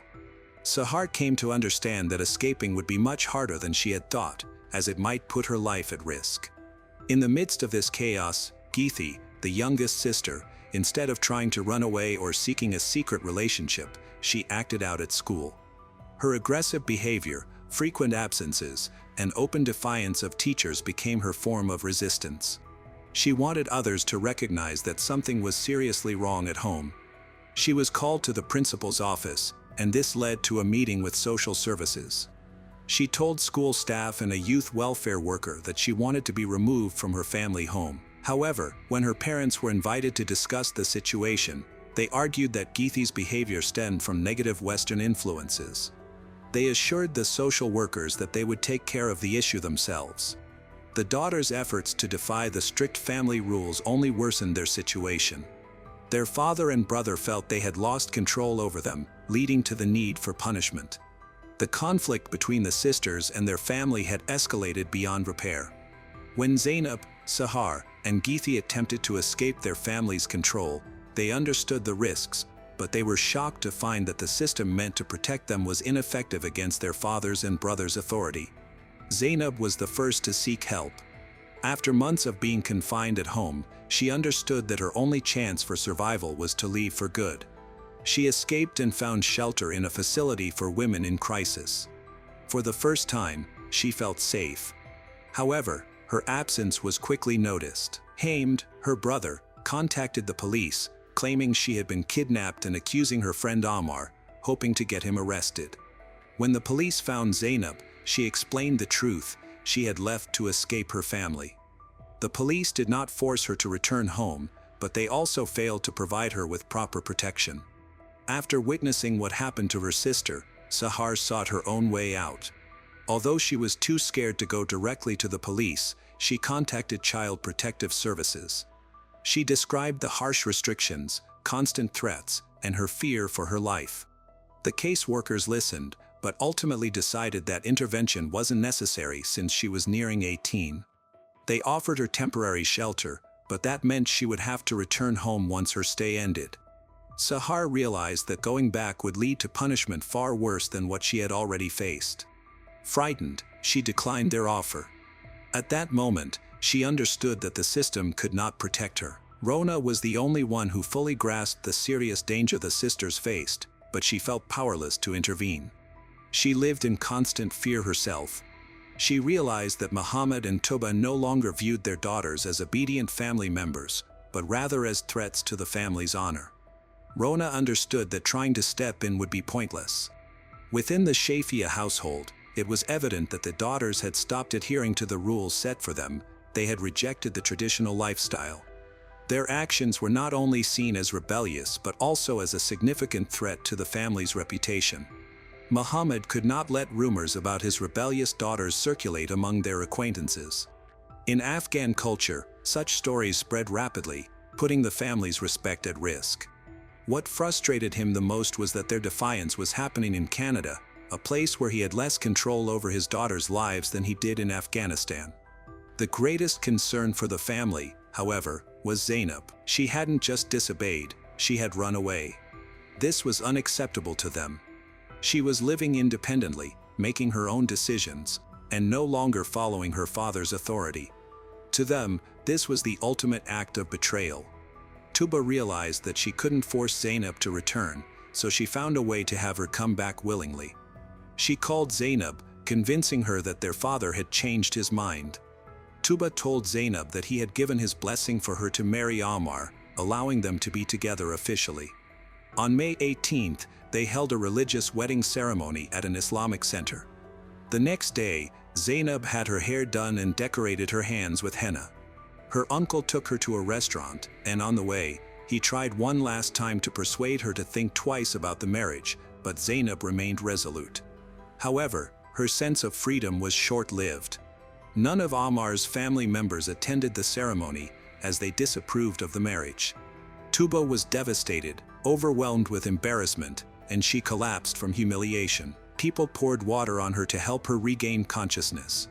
Seeing her mother in distress, Zainab ran into her arms and said, "If you're opposed to this marriage, I'll leave him." Zainab asked for a divorce, and Ammar agreed, saying, "He can't bring shame to his family." The cleric declared them divorced right then and there in the restaurant. They had only been married for 24 hours. After the annulment, Zainab's relationship with Ammar deteriorated sharply. Pressured by her family, she had to cut off all communication with him. Her life became increasingly restricted. Her family monitored her movements and controlled her interactions. Although Ammar attempted to reach out, her relatives made it impossible for them to stay in contact. Eventually, their relationship ended entirely, adding more stress and emotional pain to Zainab's life. She realized she would never experience true freedom and lost all hope for independence. Following this situation, the tension between Zainab and her family intensified, leading to tragic consequences. This marked a turning point from which there was no return. After considering the situation for some time, their father realized that his daughters would not change their behavior or abide by the family's rules. Muhammad felt that he could not wait any longer. He believed that betrayal was unforgivable, and that women who damaged the family's honor needed to be held accountable. He thought he had been too forgiving in the past, and if they did not take action quickly, their family's reputation would be at risk.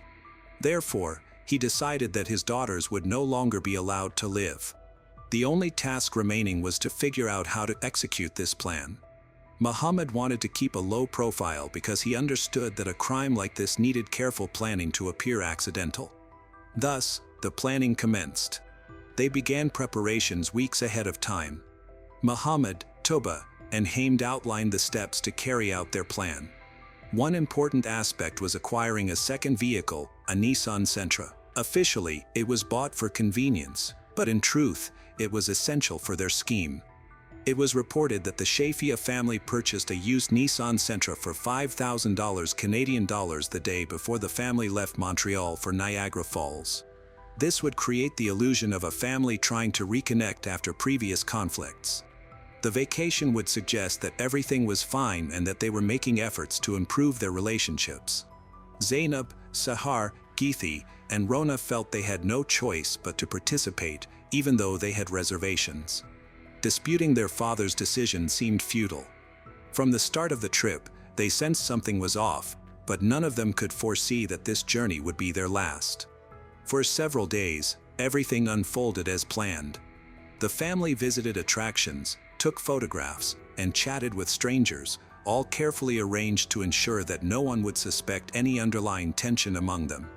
In the early hours of June 30, 2009, two cars, a Nissan Sentra and a Lexus RX, left the Kingston East Motel and headed toward the Kingston Mills Locks. The Nissan Sentra carried Zainab, Sahar, Geethi, and Rona.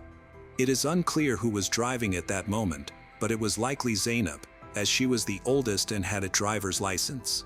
Following them at a short distance was Muhammad, Toba, Hamd, and the three youngest children, in the Lexus RX. They maintained a safe distance to avoid raising any suspicions. When the Nissan Sentra parked near the locks, Muhammad got out of his car and approached the Nissan. Zainab either got out of the driver's seat voluntarily or was forced to leave. Tuba then took over the driver's seat of the Nissan, remaining inside with the girls to prevent them from feeling suspicious. With their mother beside them, the girls did not sense any immediate danger. Muhammad and Hamd returned to the Lexus and drove to a nearby motel, where they intended to create the impression that the family was merely stopping for the night before resuming their trip. At the motel, they woke the manager to rent 2 rooms, but their answers about the number of guests seemed inconsistent, which raised suspicions. After dropping off the 3 youngest family members at the motel, Muhammad and Hamd got back into the Lexus and returned to the locks. As soon as Tuba spotted their headlights in the darkness, she quickly exited the Nissan and ran towards them. This was the sign that it was time to act. At that moment, the women in car unaware they were in a dangerous situation. The events that followed can only be partially reconstructed from the investigation. It is unclear whether the victims were harmed inside or outside the car. However, forensic evidence provided important details. 3 of the victims, Rona, Geethi, and Zainab, suffered head injuries, likely inflicted to render them unconscious before they were submerged. In contrast, Sahar seemed to have fought back. There were no signs of head trauma on her body, indicating she may have remained conscious longer than the others. One by one, the victims were either drowned in the water or placed inside the car after losing consciousness. Muhammad, Toba, and Hamd started to set up the scene to make it look like a tragic accident. Their plan was to push the vehicle into the water to make it seem like it had rolled in by accident. One of them started the engine, shifted the car into neutral, and got out, hoping the Nissan would roll into the canal by itself. However, things didn't go as planned. The car got stuck on the edge of the concrete ledge. The front wheels had gone over the edge, but instead of falling into the water, the vehicle stayed in place. This was a significant problem. If anyone had shown up at that moment, they would have been caught. One of them reached through the open driver's window and turned off the ignition. They realized that the Nissan wouldn't go into the water without some help. The only way to execute their plan was to use the Lexus to push the Nissan into the canal. They jumped into the Lexus, accelerated, and slammed into the back of the Nissan. The impact was powerful. The left headlight of the Lexus shattered, scattering glass at the scene. With that final push, the Nissan Sentra fell into the water, taking the 4 women with it. Thinking they had completed their crime, they started to cover their tracks. They tried to pick up the broken pieces of the Lexus's headlight but couldn't collect them all. Then, they quickly left the site and returned to the motel to create the impression that they had spent the night there and had no knowledge of the disappearance. On the morning of June 30, 2009, a worker at the Kingston Canal noticed something odd in the water. He saw the roof of a submerged car. He quickly called the authorities. Emergency responders and divers arrived to investigate. When they removed the vehicle from the water, they found the bodies of 4 women inside. None had tried to escape, there were no broken windows, and no signs of anyone attempting to open the doors. The victims were soon identified as 3 sisters and their stepmother, Rona. Zainab was in the front passenger seat, her head leaning forward, her black cardigan soaked and worn backward after hours underwater. In the back seat was her younger sister Sahar, while Geethy's lifeless body was found above the driver's seat with one arm resting on the headrest and the window next to her fully open. Rona was curled up in the middle of the back seat. None of them were wearing seat belts. The initial inspection of the car raised immediate concerns. The seat belts were unused, which was odd. During an emergency, people usually grab onto something for safety, yet there were no signs of a struggle. Meanwhile, 3 individuals walked into the Kingston police station: Mohammed Shafia, his wife Tuba, and their son Hamd. They reported that 4 women were missing, claiming that the women had taken the car keys during the night and left without permission. They suggested that the most likely reason for their disappearance was an attempted escape that went wrong. Initially, their story seemed plausible. The family mentioned that Zainab and Sahar had a history of defiance and conflicts with their parents. They reasoned that if the women tried to run away, they might have panicked, lost control of the car, and accidentally driven into the water. However, the first pieces of evidence soon raised doubts about this narrative. First, the car was found in a Kingston canal, which is not a road or highway and impossible to access by accident without knowledge of the area. Second, the condition of the bodies was concerning. If the women had been alive when the car entered the water, they would have tried to escape, yet there were no signs of struggle, no scratches on the windows or attempts to open the doors. This prompted investigators to reevaluate the family's account, and the theory of an accidental crash began to unravel. Detectives began examining statements from the motel staff where the Shafia family had stayed. They discovered that no one saw the women enter the building and surveillance cameras did not record them leaving. This raised suspicions, indicating that someone was definitely lying. While the police proceeded with their investigation thoughtfully and without jumping to conclusions, it became evident early on that this situation was not merely a tragic accident. It appeared to be a carefully orchestrated crime disguised as one. During questioning, Mohammed, Tuba, and Hamd struggled with details. At first, they claimed the women had left during the night, but when asked for the exact time, none of them could provide a clear answer. Their statements about when they supposedly left kept changing. Hamd insisted that he had been asleep and hadn't heard anything, while Tuba claimed there had been noise in the house that night. Later, she added that she had woken up and seen the women leaving, only to contradict herself by saying she didn't remember. Mohammed initially stated that he had been in a different motel room at the time, but security footage showed otherwise. Police conducted a thorough examination of the car found in the water. At the scene, they discovered fragments of broken headlights. However, these fragments did not belong to the submerged vehicle. This meant that another car had been present and could have played a role in the incident. Forensic experts took a closer look at the front of the family's Lexus SUV. The damage patterns on the vehicle matched the broken fragments found at the scene. Further analysis revealed that the Lexus had dents and impact marks consistent with a collision with another car. These findings confirmed a new theory: the victims had not simply been left in the vehicle, they had been deliberately pushed into the water. Investigators knew they needed stronger evidence, so they decided to place a listening device in the Shafia family's vehicle, hoping the suspects would incriminate themselves. A few days later, the police got exactly what they were looking for. The recordings captured conversations in which Mohammed openly expressed satisfaction with what had happened. He stated that his daughters had brought shame to the family and that honor had been restored. Tuba supported his words, saying they had done what was necessary. Hamd, meanwhile, repeatedly insisted that their actions had been justified. These recordings became key pieces of evidence. They proved that the crime had been premeditated and that the family had deliberately taken the lives of 4 women. The evidence left no room for doubt. The police were now ready to make their move. Mohammed Shafia, his wife Tuba, and their son Hamd were arrested on July 23, 2009. That day, they had no idea that law enforcement had already gathered enough proof to charge them. The family was preparing to fly to Dubai, but they were taken into custody just before departure. Mohammed never believed it coming. Until the last moment, he believed that the deaths of his daughters and Rona had been successfully staged as an accident, but the investigation had stayed one step ahead. When they were read their charges, first-degree murder and conspiracy to commit murder, they tried to remain composed, but their expressions told a different story. The trial began in January 2012 and lasted 3 months, drawing enormous public attention. Prosecutors presented undeniable evidence that the crime had been meticulously planned. The most damning evidence was the recorded conversations in the family's vehicle. In them, Muhammad proudly stated that his daughters had gotten what they deserved, while Toba and Hamd fully supported this sentiment. These recordings shattered any remaining doubts about their guilt. In addition to the recordings, physical evidence was presented. Investigators demonstrated that the family's Lexus had damage consistent with a collision involving the Nissan Sentra. Experts confirmed that the Lexus had been used to push the victim's car into the water.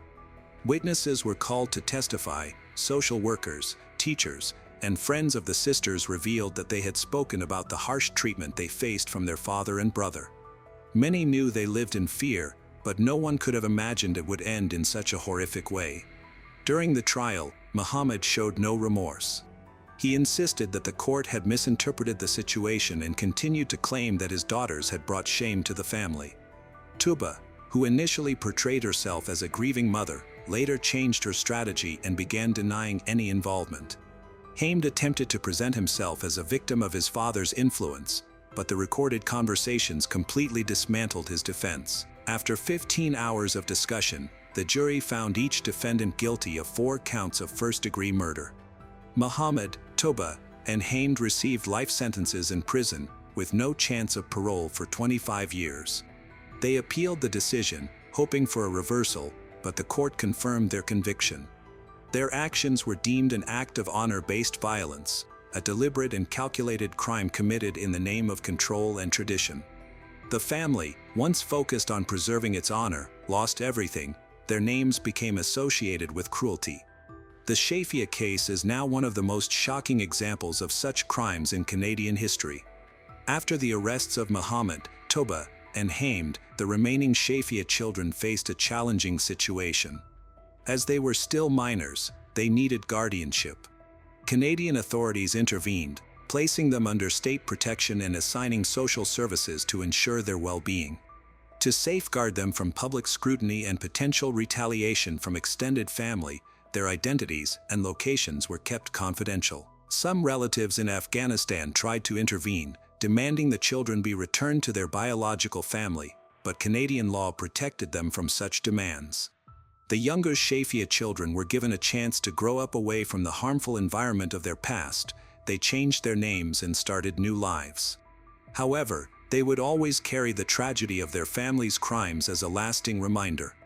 Their current whereabouts are unknown, but one certainty remains: they were given the opportunity for a better life, unlike their late sisters and Rona. This story unfolds in Canada and caught public attention due to its unusual developments. Nicole Porciello, also known as Nicole Hasselman, was a 34-year-old whose kindness and patience shone through her work in student support services at Templeton Secondary School in Vancouver. She was more than just a helper, she was a true mentor to students navigating the challenges of adolescence. At Templeton, Nicole specialized in supporting students with learning disabilities, crafting individualized plans that boosted their confidence and academic success. Her ability to listen without judgment made her a trusted figure, often staying late to help with homework or offer advice on personal struggles. The school was not just a workplace for Nicole, it felt like a second family, fostering genuine connections and support. Her colleagues viewed her as an inspiration, always approachable and willing to help, whether it was covering a shift or organizing school events.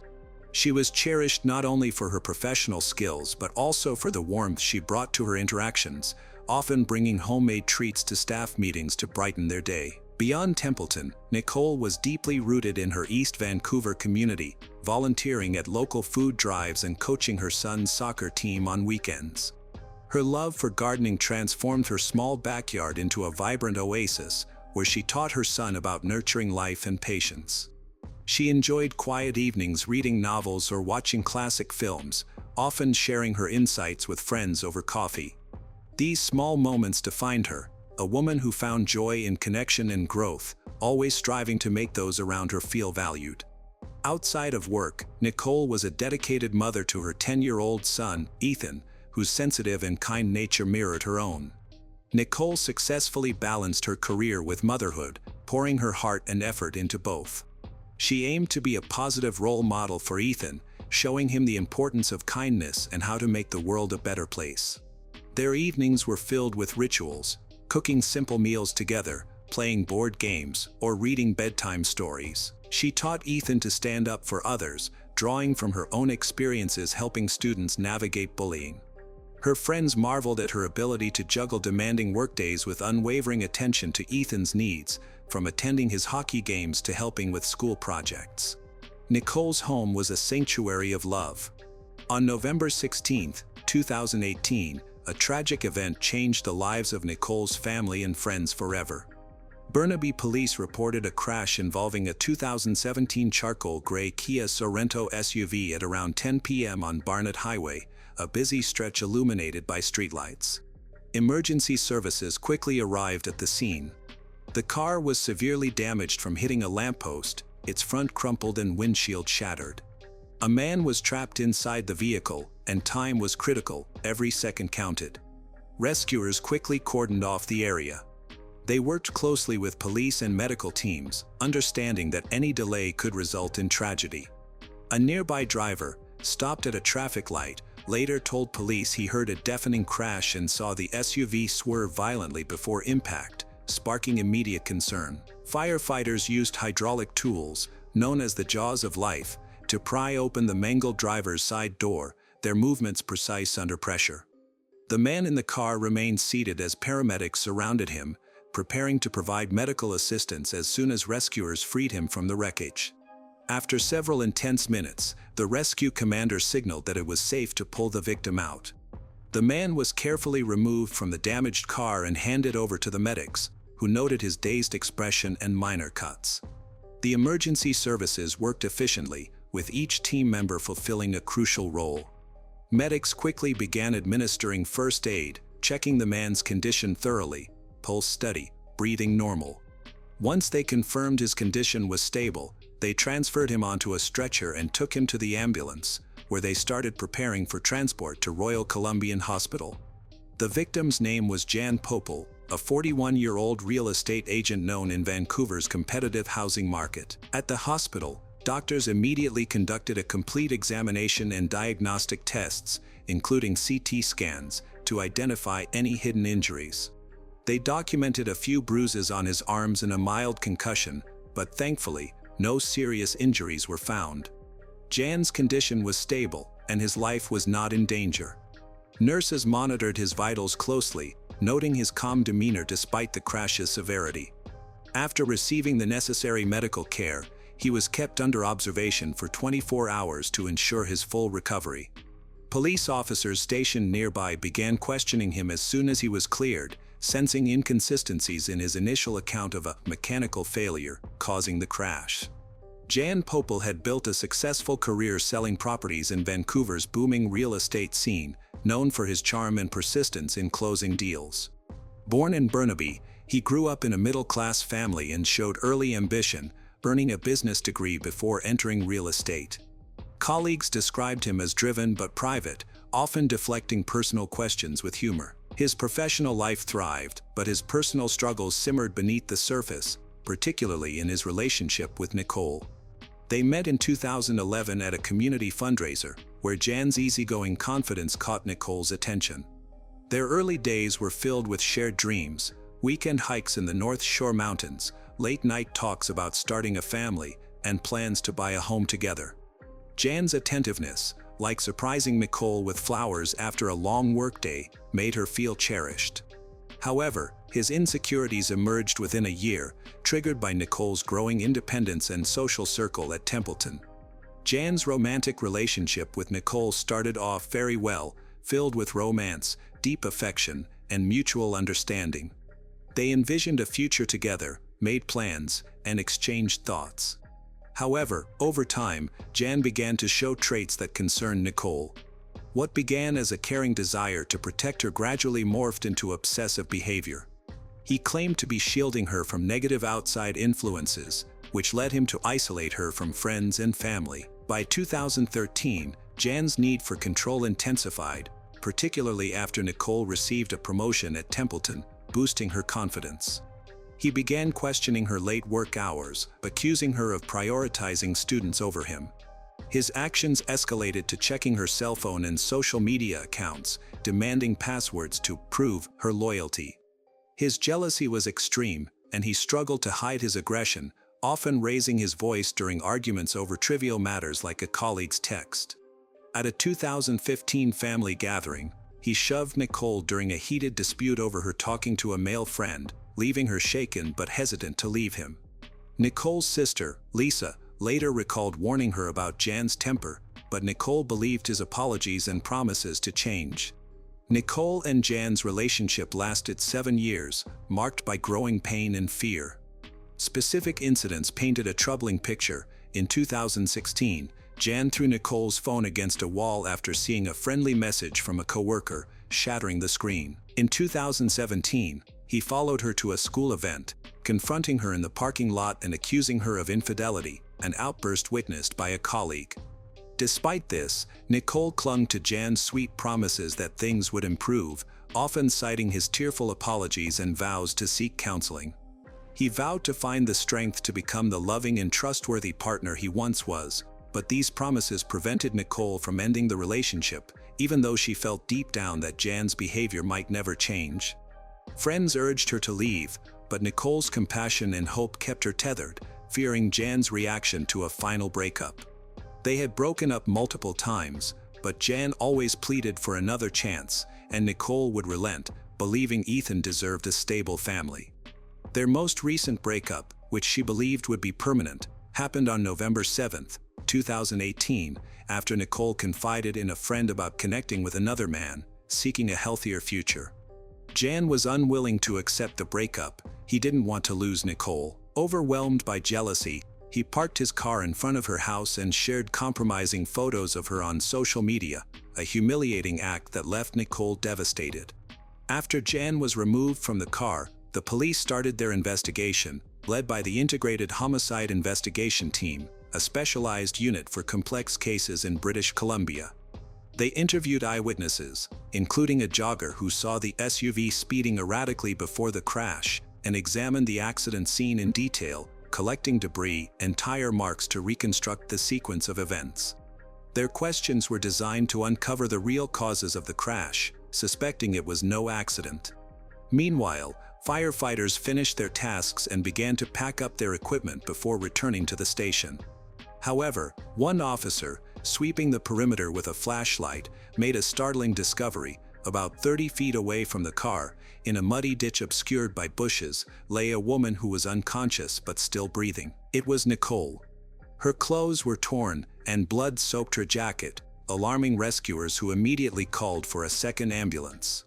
Paramedics worked frantically to stabilize her, noting weak vitals and severe trauma. She was rushed to Royal Columbian Hospital, where the medical team performed emergency surgery to address massive internal bleeding.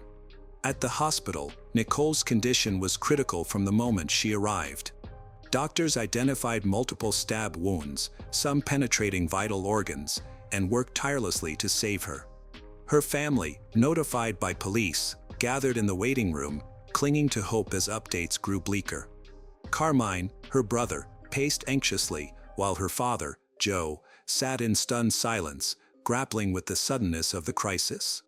The medical team's efforts, including blood transfusions and surgical interventions, were ultimately unable to save her life, and Nicole was pronounced dead at 3:17 a.m. on November 17, 2018. Her death sent shockwaves through the hospital staff, many of whom knew her from community events, and left her family in a state of profound disbelief. A few days later, police released a statement. Nicole died from injuries sustained in an SUV crash in Burnaby last week, but authorities discovered evidence suggesting foul play. The Integrated Homicide Investigation Team took charge, coordinating with forensic experts to analyze the scene.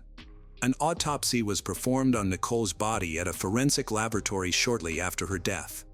An experienced medical examiner, familiar with such cases, carefully examined and documented the numerous injuries on her body. He found a total of 47 stab wounds, some deep and inflicted with significant force, penetrating her chest and abdomen, while others appeared more superficial, suggesting she had struggled to defend herself. The examination revealed that the wounds were made by two different knives, one a serrated kitchen knife, the other a smaller paring knife, indicating a prolonged and frenzied attack. Blood spatter analysis suggested the stabbing occurred inside the vehicle before the crash. The examiner understood that his findings would be crucial in helping law enforcement identify the perpetrator and bring them to justice, providing a clear link to Jan Popel's presence in the SUV. After the autopsy, forensic teams worked tirelessly, analyzing fingerprints, DNA, and the knives recovered from the vehicle. The official report compiled all expert findings, including toxicology results showing no substances in Nicole's system, ruling out intoxication as a factor. This report was not just a document, it became a crucial element in the murder investigation, providing investigators with essential information to move forward. Hit detectives cross-referenced phone records, revealing Jan's threatening texts to Nicole days before the murder, and secured surveillance footage from a nearby gas station showing the SUV's erratic path. Interviews with Nicole's friends confirmed Jan's abusive history, including a coworker who witnessed his 2017 outburst, bolstering the case. In the wake of Nicole's death, her family, friends, and colleagues were overwhelmed with deep sorrow that hit them unexpectedly and intensely. It was incredibly difficult for her family to accept that they would never again hug their beloved mother, daughter, and sister, hear her voice, or create new memories together. Joe Porciello, Nicole's father, withdrew into grief, haunted by memories of her infectious smile. Lisa, her sister, struggled to explain the loss to Ethan, who asked daily when his mother would return. Nicole's friends, who had shared her most heartfelt dreams and experiences, felt they had lost a true companion. They remembered how hard she had worked to rebuild her life, start anew, and pursue her happiness, particularly after years of enduring Jan's control. At Templeton, teachers and students created a memorial garden in Nicole's honor, planting her favorite sunflowers as a tribute to her nurturing spirit. The school's principal issued a statement praising Nicole's dedication, noting how she transformed lives with her empathy. The holidays were particularly difficult for Nicole's family. Her brother, Carmine Porciello, felt he would never fully accept that his little sister was gone. During family dinners, "It's impossible not to notice her empty seat," he said, indicating where she would have sat, her absence a palpable void. Ethan, now living with his grandparents, withdrew from hockey, struggling to process his mother's absence. Community members rallied around the family, organizing vigils and fundraisers to support Ethan's future, a testament to Nicole's widespread influence. On November 29, 2018, Jan Popel was arrested and charged with second-degree murder in connection with Nicole Porciello's death. A hit confirmed the incident was isolated, involving known parties, posing no threat to public safety. Detectives worked hard to gather and secure all evidence, including Jan's blood-stained jacket and the video he recorded, which became a cornerstone of the prosecution's case. Reconstructing the timeline of events was vital to the investigation. A hit's analysis of surveillance footage, phone records, and text messages clarified Nicole's whereabouts and Jan's actions. A chilling text from Jan on November 15 read, "You'll regret leaving me," contradicting his claim of an amicable split. This organization of details revealed inconsistencies in Jan's statements, such as his assertion that the crash was accidental, and allowed investigators to assess his premeditated intent. As previously noted, Nicole and Jan's relationship spanned several years, marked by a pattern of breakups and reconciliations. 9 days before her death, Nicole told Jan their relationship was over, confiding in a friend about her hope for a new start with another man, which amplified Jan's jealousy immensely. On the evening of November 16th, Jan picked up Nicole in a rental car while Ethan was at hockey practice. They got into an argument, during which Jan pulled out 2 kitchen knives and stabbed Nicole repeatedly in the passenger seat. Instead of calling for help, Jan took off his bloody jacket, used his phone to record a video, and tried to capture the moment in a misguided attempt to document her suffering. In the video, Nicole could be heard gasping, "He loves she," but Jan showed no remorse, saying she brought this on herself. He claimed he stabbed her because he couldn't accept her moving on. After the attack, Jan drove home, leaving Nicole bleeding in the car while he went inside to send emails, including one resigning from his job. For 2 hours, as Nicole clung to life, Jan paid bills and shopped online for a TV and dishwasher, actions later described by prosecutors as callously indifferent.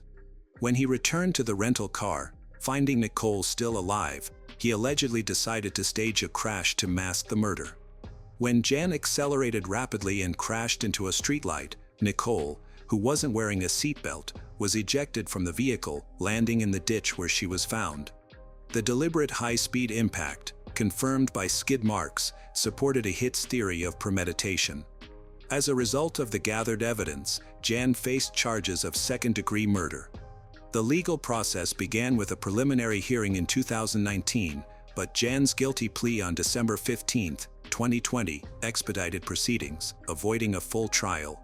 Sentencing hearings, held in March and April 2021, were a difficult time for Nicole's family and friends, who filled the Vancouver courtroom seeking closure. During the sentencing, a video recorded by Jan after stabbing Nicole was shown to the court. The judge, Justice Kathleen Kerr, cautioned that it contained graphic content and urged anyone who might feel uncomfortable to exit. The 1-minute video depicted Nicole, severely injured and struggling to breathe, while Jan accused her of disrespecting him. "You just took from me and disrespected me for months and years," he said, his voice cold and unyielding.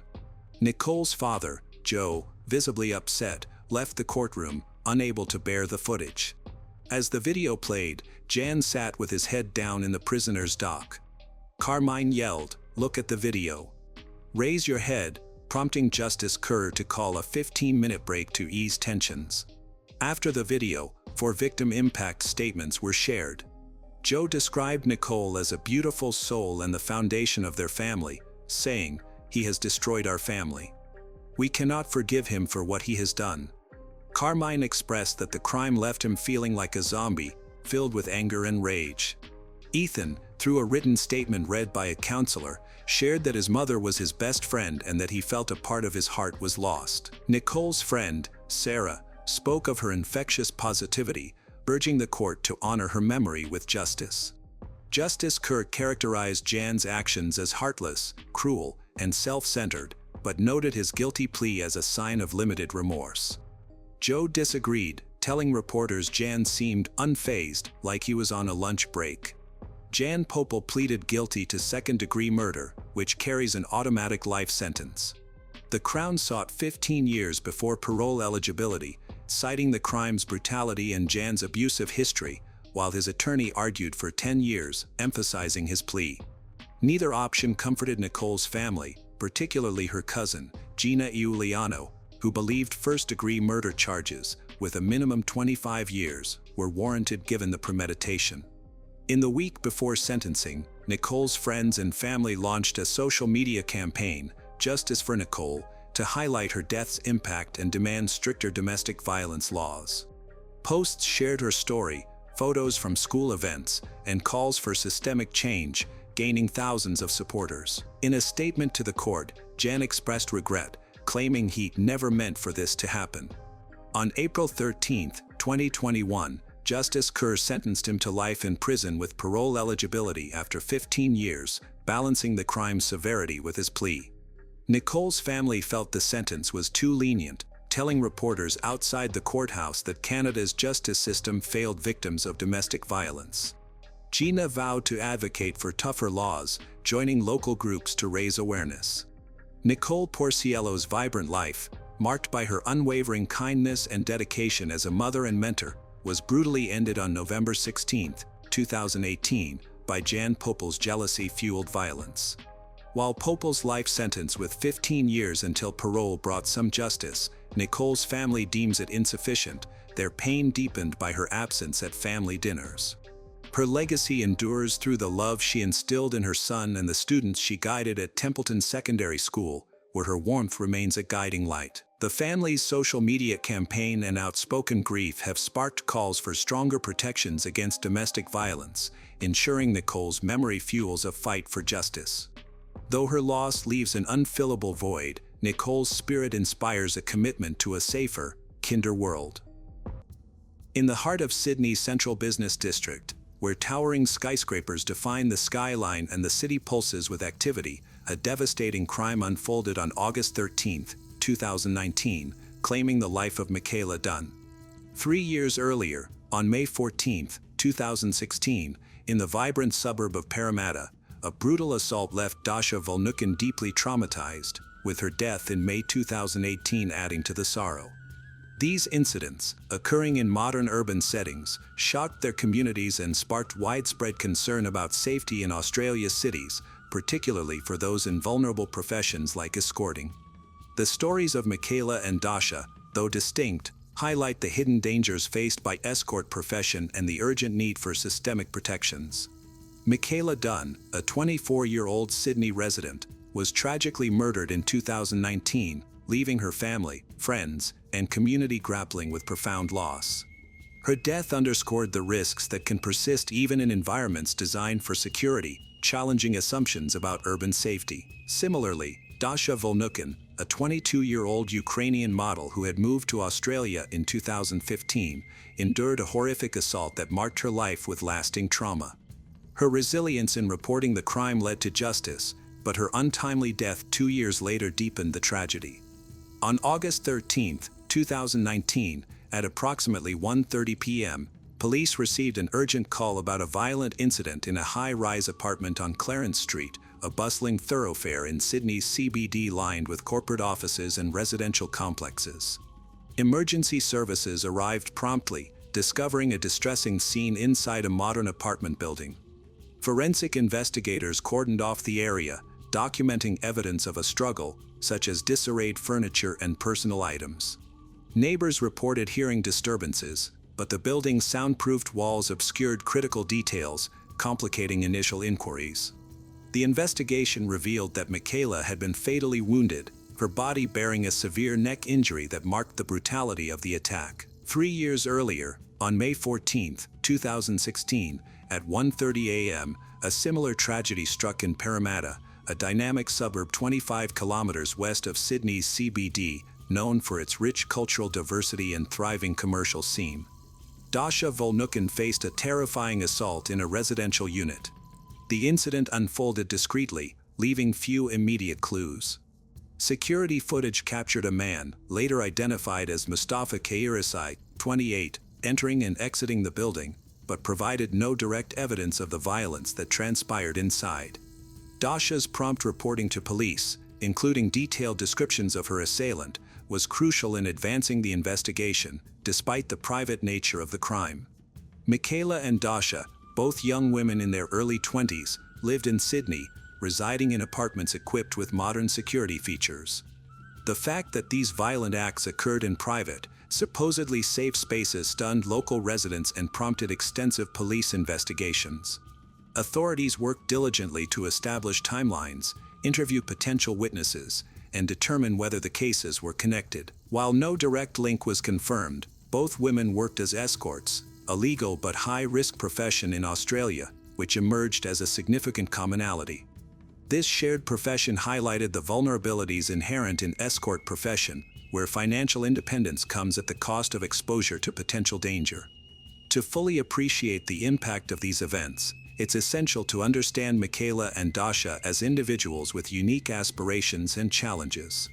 Their lives, though cut short by tragedy, reflect the complexities of navigating personal and professional choices in a fast-paced, high-cost city like Sydney.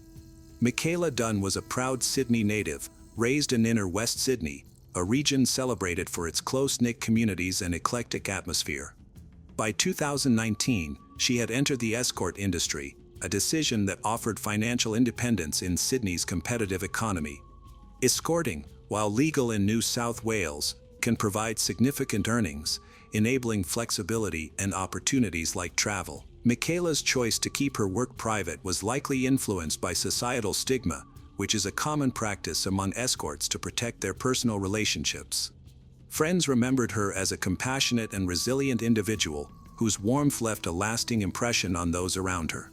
Her engagement with Sydney's vibrant cultural scenes, from art galleries to nightlife, reflected a young woman embracing the city's dynamic spirit. Dasha Volnukin, born in Canada, arrived in Australia in 2015, drawn to Sydney's cosmopolitan allure and economic prospects. At 22, she worked as a model and escort, roles that showcased her confidence and adaptability. Her move to Australia was driven by a desire for new opportunities, but the challenges of building a life in a new country were significant. Dasha's decision to enter the escort industry was kept discreet, likely to avoid judgment in a society that often stigmatizes escort. Friends described her as empathetic and determined, qualities that helped her navigate the complexities of migration and work. Her brief tenure as an escort exposed her to rapid risks, culminating in the traumatic assault that would shape her final years. Both Michaela and Dasha pursued escorting to achieve financial stability and shape their futures in Sydney's demanding environment. The promise of autonomy in a city with high living costs was compelling, yet their profession brought them into contact with dangerous individuals. These incidents underscore the vulnerabilities inherent in escort, despite its legality, and highlight the need for enhanced protections to ensure worker safety. The events leading to these tragedies began with Michaela's murder on August 13, 2019. That day, Sydney's CBD was alive with midday activity, its streets filled with office workers and visitors. In her Clarence Street apartment, designed with modern security measures for young professionals, Michaela prepared to meet a client for a routine appointment.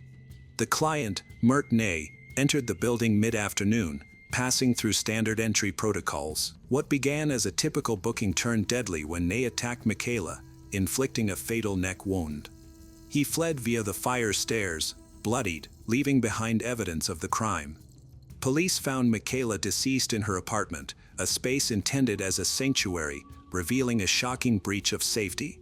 On May 14, 2016, Dasha faced her own harrowing ordeal in a Parramatta residential unit. Arranging a client visit, she met Mustafa Kairisai, who appeared unremarkable upon entry. Inside the apartment, Kairisai turned violent, threatening Dasha with a knife, blindfolding her, and binding her with duct tape. He abused her and forced her to shower, attempting to erase evidence. Dasha survived by complying, but the trauma was profound.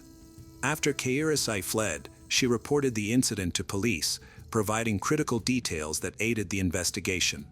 The building's modern design and privacy features limited witness accounts, posing challenges for authorities, but Dasha's courage in reporting the crime was pivotal. Both Michaela and Dasha encountered clients who transformed private meetings into violent ordeals, exposing the inherent dangers of their profession. These incidents, occurring in secure urban settings, challenged assumptions about safety in modern cities and sparked public discourse about the risks faced by sex workers. The investigation into Michaela's death began swiftly on August 13, 2019, at her Clarence Street apartment. Police discovered her body with a fatal neck injury, and forensic teams meticulously collected evidence, including traces of the struggle. Security footage revealed Mert Ney, aged 21, entering the building at 1:30 p.m. and fleeing bloodied at 1:50 p.m., brandishing a knife.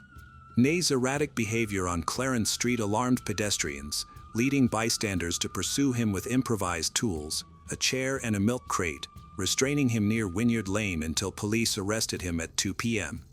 A USB drive containing violent material was recovered, but no terrorist motives were confirmed. Ney, unemployed and residing in Blacktown, had documented mental health struggles, which police noted as a potential factor, though his intent remained unclear. A search of his Blacktown residence provided further context, suggesting financial distress may have contributed to his actions. Dasha's assault investigation progressed due to her immediate report on May 14, 2016. She described her assailant's appearance and actions, which, combined with CCTV footage from the Parramatta unit, helped police identify Kairisai. The footage showed Kairisai entering and exiting calmly, offering no hint of the violence inside. Police canvassed Parramatta, but the building's security measures limited witness accounts. Dasha's description aligned with other assault reports, leading to Kiyurasai's arrest on May 28, 2016, in Bondi after a pursuit. He was linked to multiple attacks on escorts in 2016, indicating a pattern of predatory behavior. Mert Ney, responsible for Michaela's murder, had a troubled background marked by unemployment and mental health issues. Living in crisis housing in Blacktown in 2019, he faced significant personal challenges, including financial instability and untreated mental health conditions. His arrest initiated legal proceedings for murder, attempted murder of another individual, Lin Bo, aged 41, and related offenses. No clear motive was established, with his actions attributed to a combination of mental instability and situational factors. Mustafa Kiyurasai, born around 1985, targeted escorts in Sydney during 2016. Court records indicate his attacks were planned, exploiting the vulnerabilities of escort. On May 14, he abused Dasha, using a knife to intimidate her and employing tactics like blindfolding and binding to control the situation. Similar incidents in the CBD and Parramatta suggested a deliberate pattern. Kiyurasai's defense claimed his actions were influenced by personal issues, but evidence of premeditation prevailed. He faced multiple charges, reflecting the severity of his crimes. The cases of Mert Ney and Mustafa Kiyurasai illustrate divergent pathways to violence, each underscoring unique challenges in addressing crime in urban Australia. Ney's attack on Michaela was a chaotic, impulsive act, seemingly driven by personal distress and mental health struggles, reflecting a life marked by instability. In contrast, Kiyurasai's assault on Dasha was systematic and predatory, exploiting the vulnerabilities of sex workers in a calculated manner. Their arrests marked the beginning of legal efforts to hold them accountable for the harm inflicted on Michaela, Dasha, and others. The legal proceedings for Dasha's case unfolded at Sydney's Downing Centre District Court, focusing on the May 14, 2016, assault and related crimes. Prosecutors presented Dasha's testimony, which detailed the harrowing ordeal, alongside CCTV footage from the Parramatta unit that corroborated her account. The evidence highlighted Kiyurasai's methodical tactics, including his use of a knife and attempts to erase evidence. The defense argued that Kiyurasai's actions were influenced by personal circumstances, but the prosecution emphasized his intent to harm. Dasha passed away in May 2018, 2 years after the assault. Her loss deepened the sorrow felt by her friends and community, who remembered her as a vibrant, resilient individual. Tributes highlighted her determination and warmth, qualities that shone through despite the trauma she endured. Her work as a model and her efforts to build a life in Australia reflected a young woman full of promise, making her death all the more poignant. Mert Ney's trial, following his August 2019 arrest, was a significant undertaking at the Downing Centre District Court. Prosecutors argued that Ney's actions were premeditated, pointing to his possession of a knife and his behavior after the crime, which included fleeing bloodied and brandishing the weapon in public. Justice Peter Johnson, presiding over the case, described the attack as exceptionally brutal, noting its devastating impact on Michaela's family and community. Ney's defense team highlighted his mental health struggles, including untreated conditions that may have contributed to his actions. However, evidence of his awareness during the crime undermined these arguments. On May 14, 2021, Ney was sentenced to 44 years in prison with a 33-year non-parole period, reflecting the severity of the offense. In October 2023, an appeal reduced his sentence to 40 years with a 30-year non-parole period, acknowledging procedural considerations while maintaining significant accountability. In 2022, Ney pleaded guilty to assaulting a guard at Goulburn Correctional Centre, receiving a concurrent sentence that did not extend his overall term, raising questions about managing ongoing risks posed by incarcerated individuals. Sydney's CBD, a vibrant hub of commerce and culture, and Parramatta, a multicultural suburb undergoing rapid urban renewal, served as the backdrops for these tragedies. Michaela's apartment on Clarence Street, located near iconic landmarks like the Sydney Harbour Bridge and the Parramatta unit where Dasha was assaulted, represented modern urban living with advanced security features. Yet, these settings failed to protect Michaela and Dasha, exposing a stark paradox: private spaces, designed for safety, can become sites of extreme violence. This contradiction fueled public discourse about urban safety and the vulnerabilities inherent in certain professions, particularly escort. The escort industry in Australia, legally recognized in New South Wales since 1995, operates within a complex and often challenging landscape. Escorts, whether working independently or through agencies, can earn substantial incomes, particularly in high-cost cities like Sydney, where living expenses drive many to seek lucrative opportunities. Michaela and Dasha's decisions to enter this field likely stemmed from the need for financial independence in a competitive economy. Escorting offers flexibility and the potential for significant earnings, with hourly rates in Sydney often ranging from $300 to $1,000, depending on services and clientele. However, the industry's risks, violence, stigma, and inadequate safety measures place workers in precarious positions. Unlike other professions, escorting lacks standardized protections, such as mandatory client screening, accessible emergency support systems, or comprehensive training on risk management. These gaps were evident in Michaela and Dasha's cases, where private meetings with clients turned deadly or traumatic, highlighting the urgent need for reform. Police investigations into both cases relied on established methods for urban crime, including security footage, witness statements, and victim reports. The rapid arrest of Mert Ney on August 13, 2019, demonstrated the power of community intervention. Bystanders, witnessing Ney's erratic behavior on Clarence Street, courageously restrained him using a chair and a milk crate, preventing further harm until police arrived. Their actions became a symbol of community resilience, widely covered by Australian media, and sparked discussions about the role of civilians in public safety. Dasha's prompt and detailed report on May 14, 2016, was equally critical, enabling police to identify Mustafa Khairasai through CCTV and her descriptions. However, the scarcity of witnesses in modern residential buildings, designed with privacy in mind, posed significant challenges. In Parramatta, the unit's security measures limited external accounts, complicating efforts to corroborate Dasha's testimony and underscoring a broader issue in investigating private space crimes. Serial offender Mustafa Khairasai was sentenced to 34 years in prison in August 2021 for 30 counts of abuse, abuse assault, and child abuse, having abuse assaulted a schoolgirl over 5 hours at 10 locations in 2016. He received an additional 38-year sentence for the abuse and robbery of 7 other women in the same year, including Dasha Volnukin. In 2021, Khairasai was given just 12 months to live after being diagnosed with an undisclosed terminal illness and undergoing chemotherapy in prison. Had he survived, he would not have been eligible for release until 2066. Correctional Services NSW confirmed that 31-year-old Khairasai died in the high-security prison block at Prince of Wales Hospital in January 2022. Australia's legal system, grounded in common law principles, delivered verdicts in both cases, but the outcomes revealed systemic challenges. Ney's 40-year sentence, adjusted on appeal in October 2023, and Khairasai's 72-year sentence in 2021 provided a measure of accountability, yet the prolonged trials and complex defenses, particularly Ney's mental health arguments, delayed resolution for the victims' families.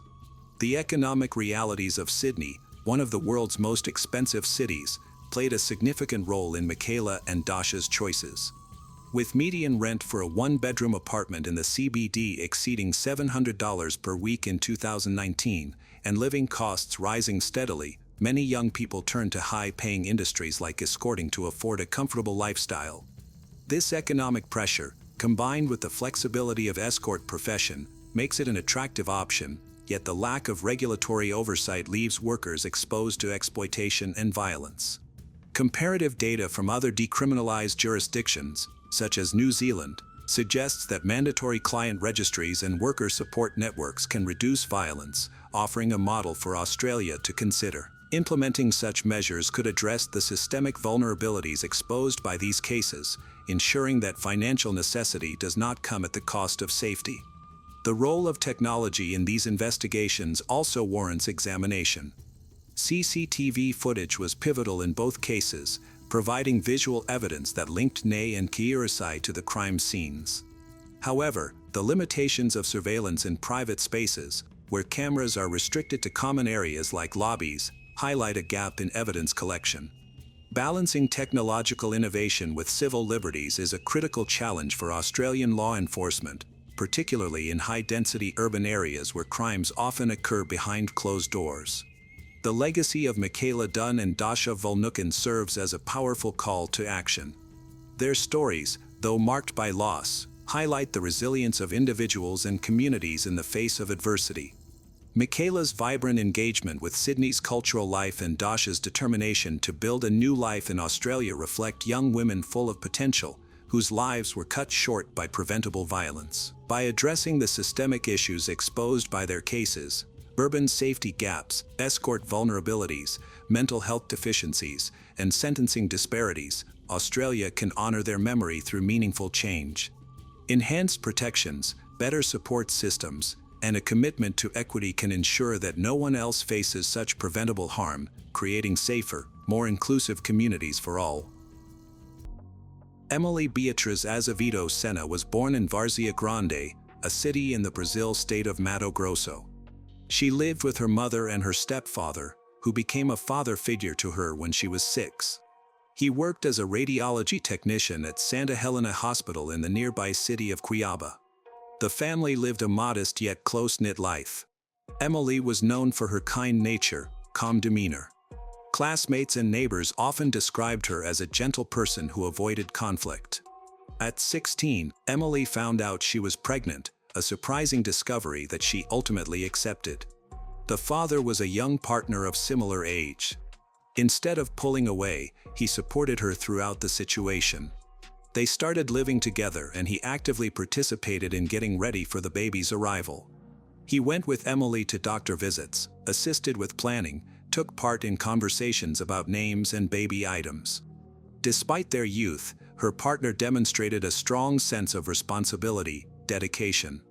Although their relationship encountered challenges because of their age, it was characterized as stable, supportive. For Emily, becoming pregnant was a major milestone in her life. She eagerly talked about her future daughter and shared her excitement with family, friends. Her mother and stepfather were very supportive, helping her choose furniture, buy clothes, prepare the nursery. Their home was filled with joy and anticipation. They celebrated the gender reveal twice, once with her partner's relatives and again with Emily's family. Friends remembered how glowing she looked when discussing her journey to motherhood.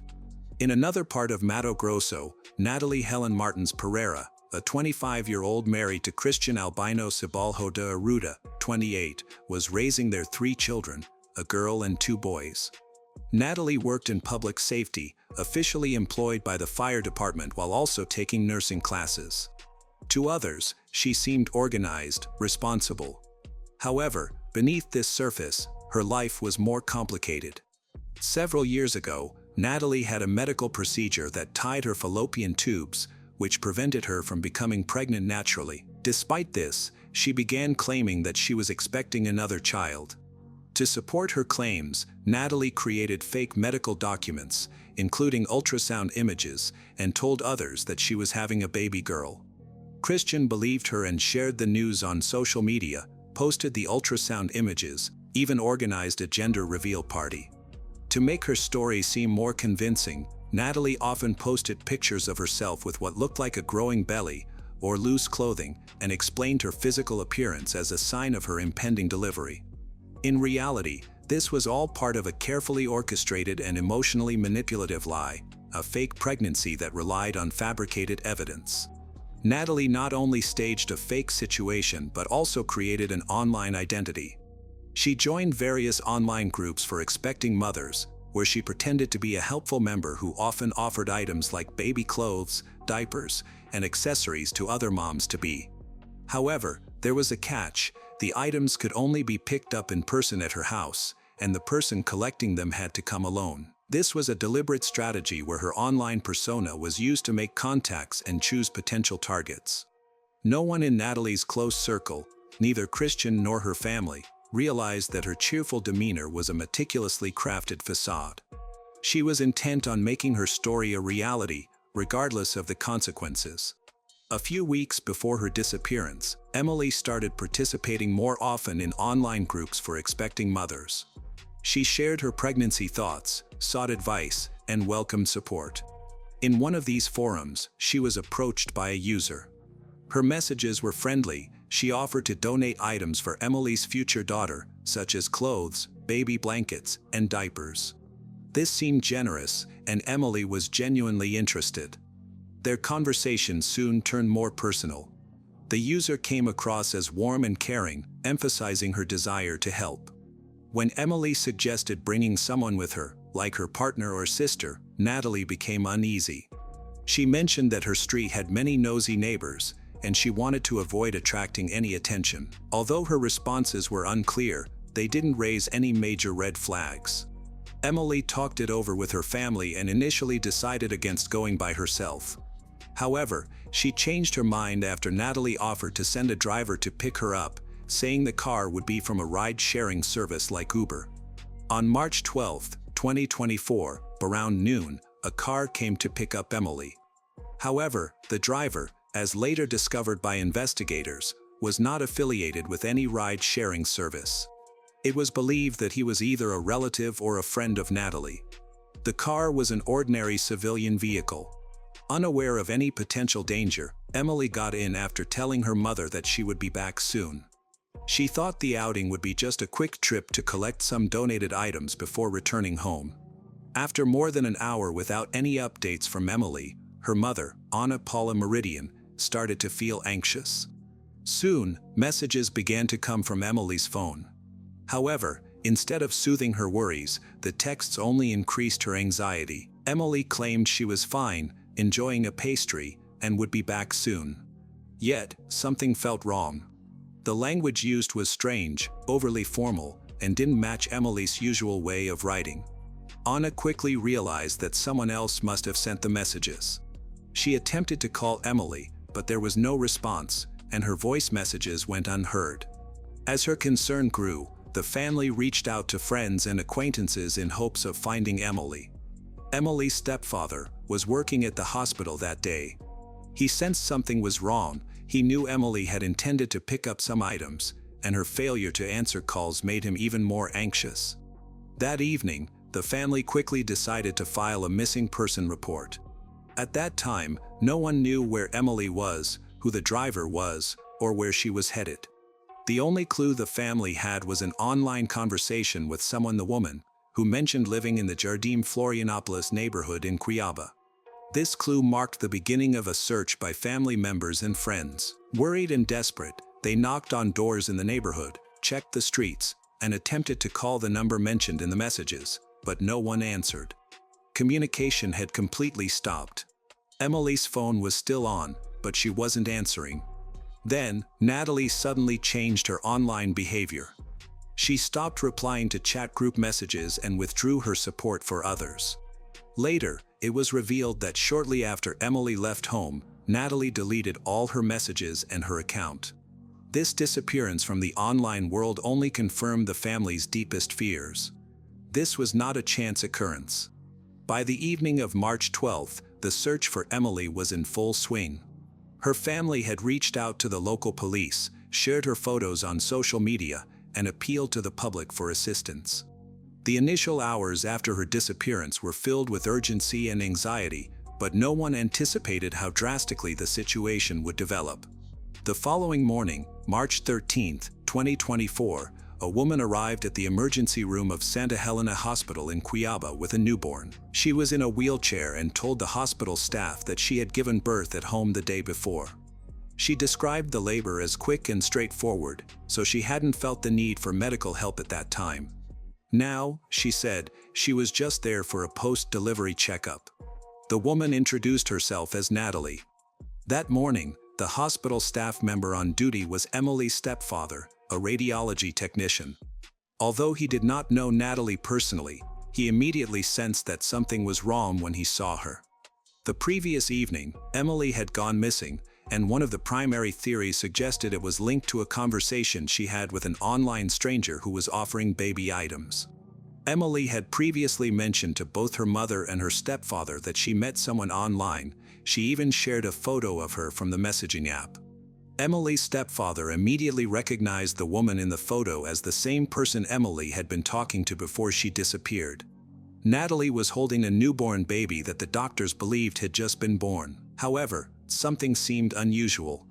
Her behavior and physical state did not align with what one would expect from someone who had recently given birth.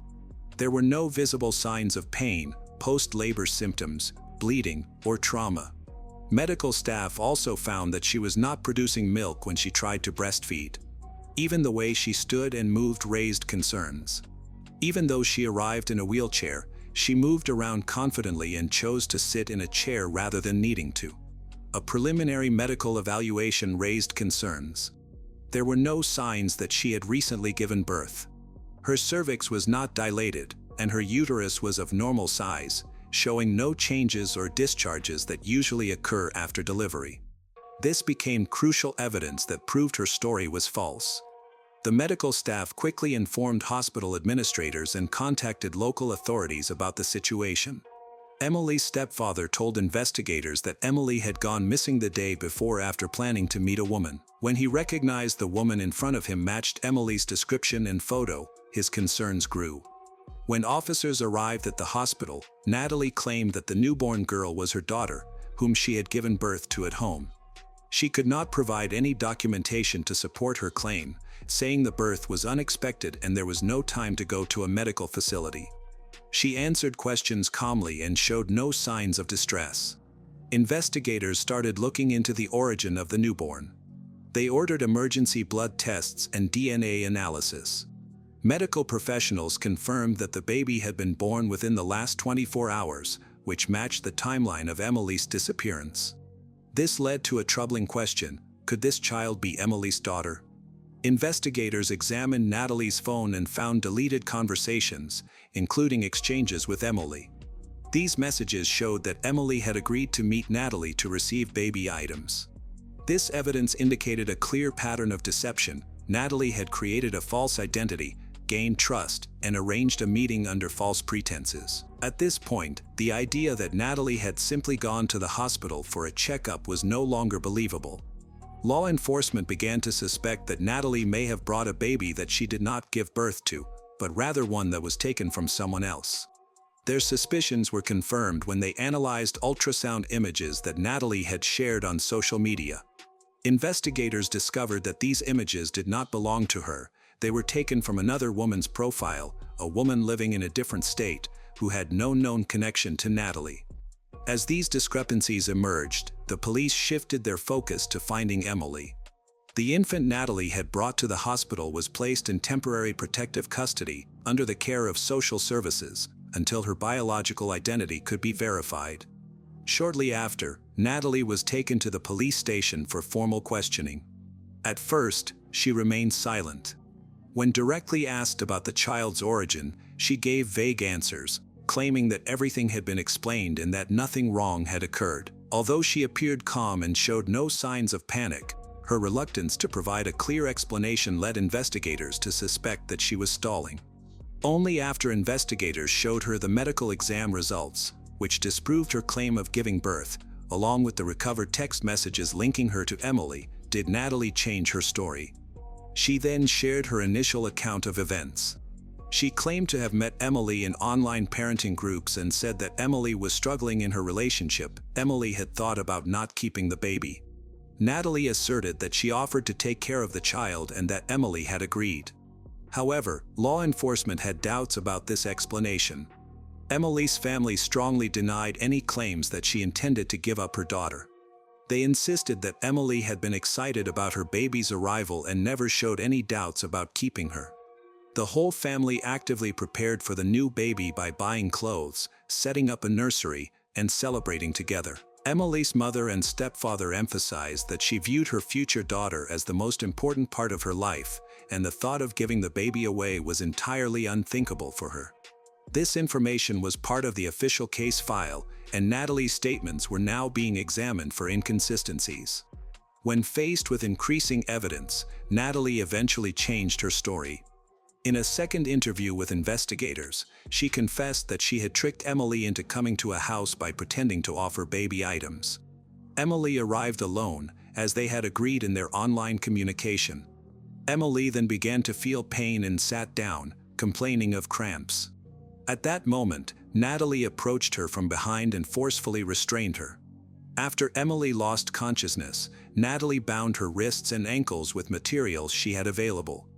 She then tried to deliver the baby by making an incision in Emily's abdomen with a sharp kitchen tool. Emily received no medical assistance and ultimately died due to severe blood loss. Natalie did not express any regret in her statement. She claimed that she wanted to take care of the baby and did not mean to cause any harm. However, the way she acted, using restraints and preparing certain materials, suggested that her actions were thought out beforehand. As Natalie continued to speak, her versions of events became more inconsistent with the facts. Investigators ultimately determined that the incident was pre-planned. After questioning Natalie, law enforcement started investigating all places associated with her. One property in the Jardim Florianopolis area received special attention. This private residence, owned by Natalie's brother, was said to be where she met Emily. During the property inspection, police noticed an area behind the house where the ground looked recently disturbed. The soil was uneven. They quickly cordoned off the area and called in forensic specialists. As the specialists carefully removed the top layer of soil, they discovered that a body had been buried. Emily's body was found in a shallow grave, covered loosely with dirt and debris. The way the body was positioned indicated it had been disposed of hurriedly. Her wrists and ankles showed signs of restraints, including ropes and bits of plastic cable. Investigators later determined that the bindings were made from old internet wiring. The grave itself was poorly dug, without the use of tools, and was barely big enough to hold the body. Emily's body displayed clear signs of trauma on her body. Her face had visible injuries, including bruises, swelling, and scratches. Forensic experts noted damage to her cheekbones and nose.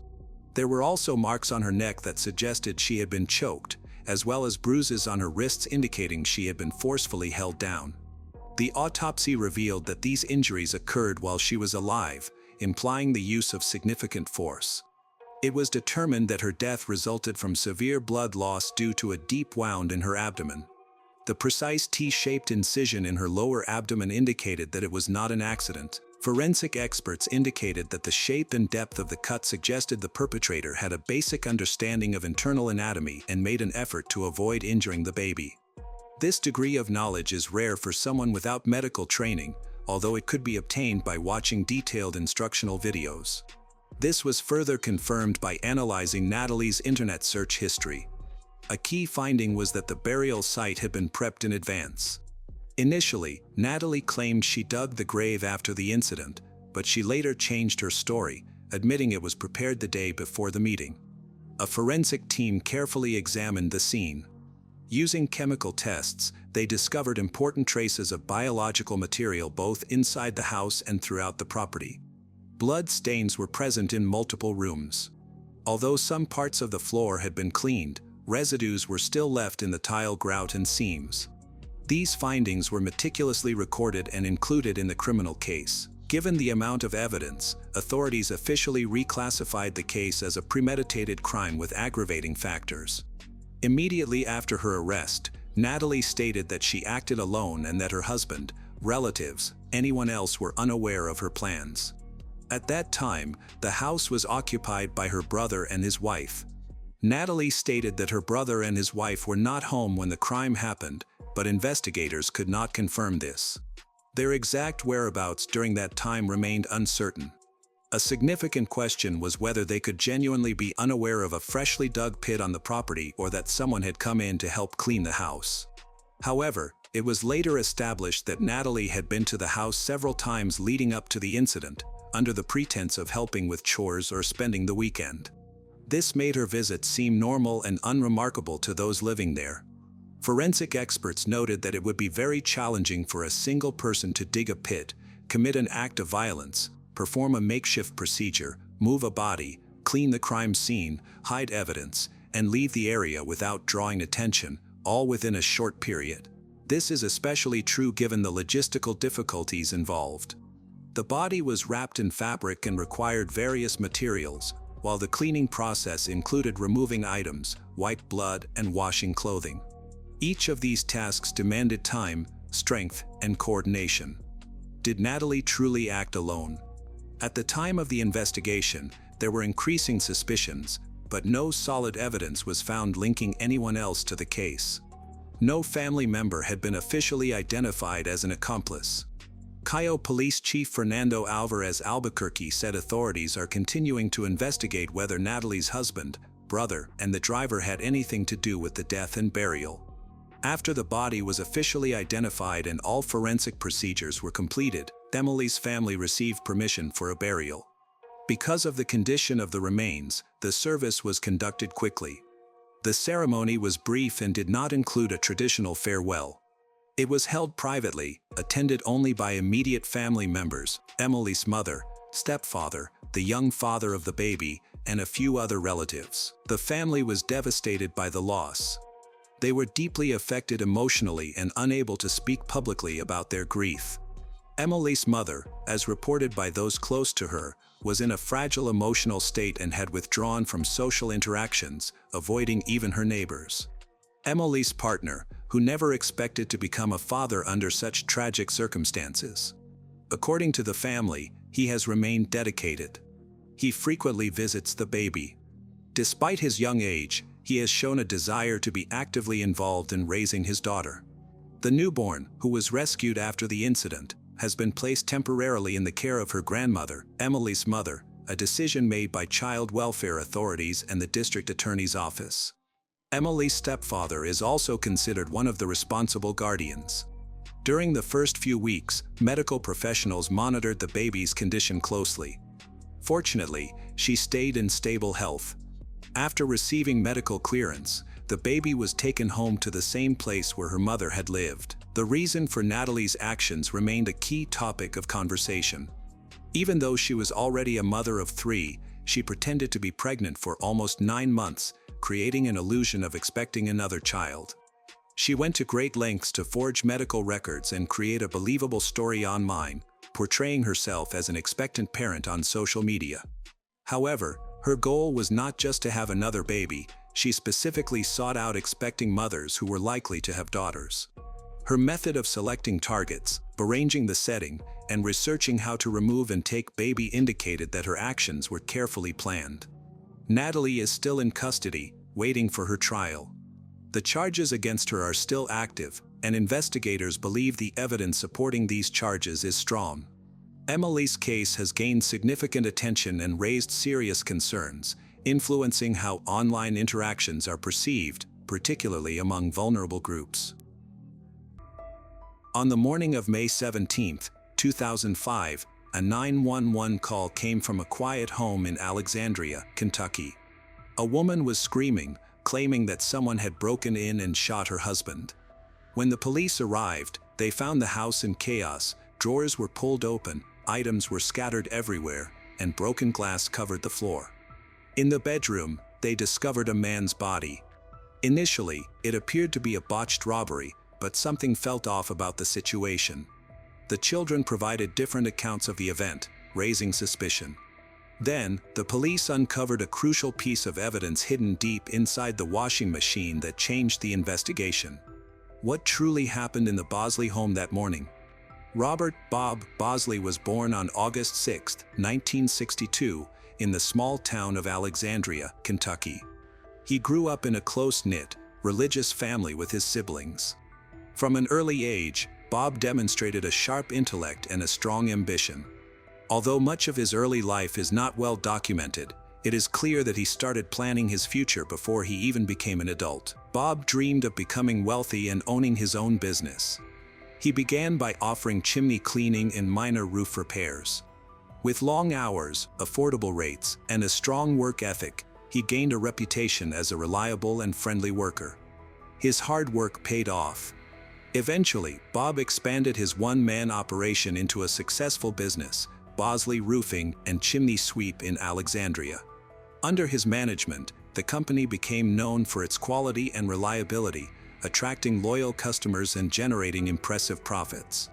With a growing influx of money, Bob aimed for even greater success. He started buying rental properties, eventually owned about 20.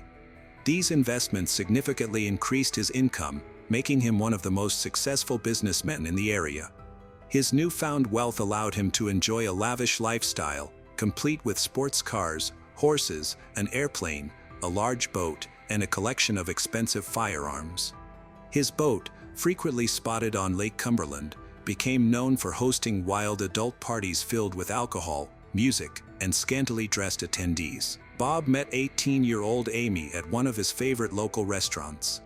Amy, also from Alexandria, grew up in a working-class family and faced financial challenges, especially due to her father's struggles with alcohol. Despite these difficulties, she was determined to create a better life for herself. After graduating high school with top honors in 1986, Amy enrolled in business studies at a community college affiliated with Northern Kentucky University. To support her education, she worked as a waitress, where she met Bob. He was older, wealthy, and charming. Initially shy, Amy soon became captivated by his lifestyle. She began attending his infamous lake parties and quickly became a close friend of his. Eventually, Amy won Bob's heart. After 4 years of dating, they got married. This was a major change for Amy, who had transformed from her modest beginnings to marrying one of the most eligible bachelors in the area. They then started a family, welcoming their daughter Morgan in 1996 and their son Trevor 3 years later. Amy transitioned from her carefree party days to fully embrace her new role as a dedicated mother, swapping late nights at the lake for school events and parenting responsibilities. Bob was expanding his business and investments, but he found one aspect particularly frustrating: administration. Managing payroll, taxes, invoices, and contractors felt burdensome to him. He preferred spending time by the lake rather than being stuck in an office.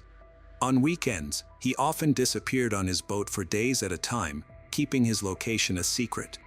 Friends later noted that Bob seemed to be distancing himself from his family, becoming more involved in a life of indulgence, secrecy.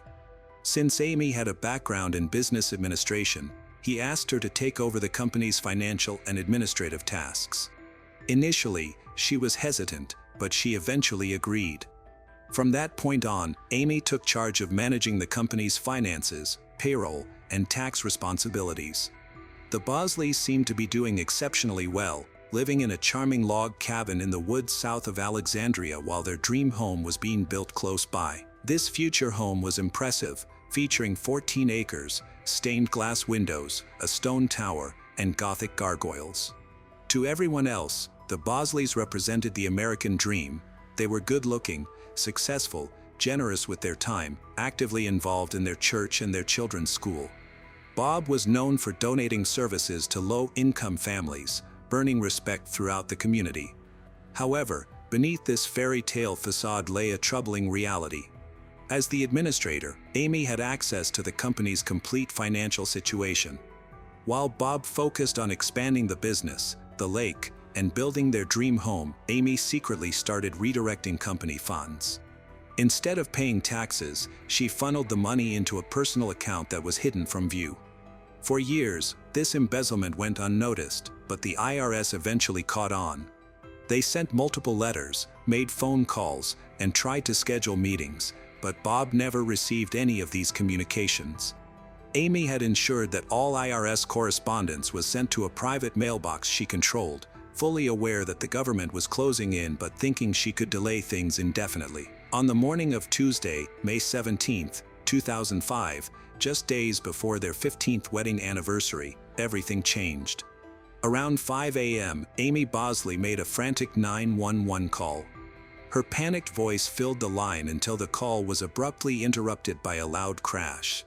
The dispatchers attempted to reconnect. Shortly after, law enforcement rushed to the Bosley cabin. When they arrived, they found Amy in shock, holding her children. Her sister soon arrived to take care of the kids while Amy was taken in for questioning. Police secured the area and contacted the crime scene unit. As daylight broke, more officers arrived to search the nearby forest with K-9 units and a helicopter, looking for what they suspected was a fleeing intruder. In the bedroom, they found Bob's lifeless body. He was kneeling beside the bed, leaning forward, and had multiple gunshot wounds. However, only 2 shell casings were found in the room, which added to the confusion. As detectives examined the evidence, they started to doubt the authenticity of the crime scene and the entire narrative surrounding it. Except for the children's rooms, the rest of the house was chaotic. Kitchen cabinets were left wide open, including those under the sink, which seemed odd for a thief to rummage through. A rear door had a broken window, indicating a potential entry point, but surprisingly, most of the broken glass was outside rather than inside. This inconsistency raised suspicions from the beginning. The disorder continued elsewhere in the house. In the bathroom, the mirrored cabinet was open, and prescription bottles were strewn across the floor. It appeared more like a staged mess than the result of a rushed intruder. According to Amy's 911 call, the alleged attacker had left quickly, so why was there such a mess? As crime scene investigators examined the house, detectives began interviewing Amy Bosley at the police station. She seemed shaken and at times distressed, but appeared confused, as if she was having trouble remembering the details of her story. Amy described the intruder as a white male with a nasal voice, bad breath, and a strong odor of urine. She claimed he burst in during the night. He attacked both her and Bob. She had 2 marks on her chest, which she said were from the assault. When detectives asked who might have wanted to harm Bob, Amy indicated that he wasn't very popular, suggesting he had a wild reputation that could have led to enemies among disgruntled employees. She specifically mentioned a contractor and longtime friend of Bob, as someone with whom Bob had recently had a disagreement. However, the friend was quickly ruled out as a suspect. He had a solid alibi and was very upset about Bob's death. Panic spread throughout the Alexandria community as schools were closed for several days due to the fear of a killer at large. Residents struggled to accept that Bob, a kind and generous man known for his willingness to help others, had been brutally murdered in his own home. Meanwhile, detectives at the cabin searched for clues. They found only 2 shell casings near Bob's body, despite multiple gunshot wounds, prompting them to look in the basement. There, in the family's washing machine, they discovered wet clothing and, at the bottom, a folded cloth with 4 additional shell casings. It was puzzling. Why would a fleeing killer hide evidence in a washing machine inside the victim's home? Even more unusual was an aluminum baseball bat found nearby, showing fresh scratches and white residue. Further lab analysis would be necessary to understand its potential relevance. Amy has been released and can now reunite with her children, but new details are emerging. The crime scene looks suspiciously arranged. Valuables, including large amounts of cash, were left alone. Amy's emotional reaction seems insincere. She showed no tears or genuine sorrow. Investigators believe there may be hidden motives. Then, a significant development occurred. IRS staff visited the station after learning about Bob's death. They had been trying to reach him for months regarding an enormous unpaid tax bill of over $1.7 million. A meeting was set for the day Bob died. The IRS agents also revealed an odd detail. During a previous call, they had spoken to someone who claimed to be Bob, but the voice sounded strange, high-pitched and unnatural. They suspected it was a woman pretending to be a man, and that voice may have belonged to Amy. The motive is now clear. Amy, who was responsible for managing the company's finances, had embezzled millions of dollars by redirecting tax payments into her personal account. Bob, completely unaware of her actions, he will learn the truth as soon as the IRS is ready to confront him. To make matters worse, there were allegations of Bob's infidelities. His sister later told investigators that she overheard Amy say she would shoot Bob if he ever cheated on her or left her. At the time, it seemed like a joke, but it now felt like a serious threat. Despite the growing evidence against her, Amy Bosley continues to deny any involvement in her husband's murder. During her second interrogation, she insists that she loved Bob, even though their marriage had its issues. She acknowledges that they faced problems, as many couples do, but argues there was no reason for her to harm the father of her children. Investigators, however, have a different perspective. Ballistics tests confirmed that all 6 bullets that hit Bob correspond to 6 casings found, 2 in the bedroom and 4 concealed in the washing machine. A crucial development in the investigation occurred when Morgan and Trevor Bosley, ages 9 and 6, were interviewed separately. Both children provided the same description of the events. They had gone to bed peacefully but were suddenly awakened by the sound of 6 gunshots, followed by the sound of glass breaking. In contrast, Amy reported that the glass broke first and then the shots rang out, indicating inconsistencies in her story. Additionally, the scratches on her chest, which she claimed were from a struggle with the intruder, raised suspicions. The marks were too symmetrical, resembling staged wounds rather than genuine defensive injuries. A closer look at her blouse revealed that it hadn't been torn during the supposed attack. Instead, it had been carefully cut with scissors and then ripped to make it look damaged. Less than 2 weeks after Bob was murdered, authorities arrested Amy Bosley and charged her with the crime. However, there was one critical piece of evidence still missing: the murder weapon.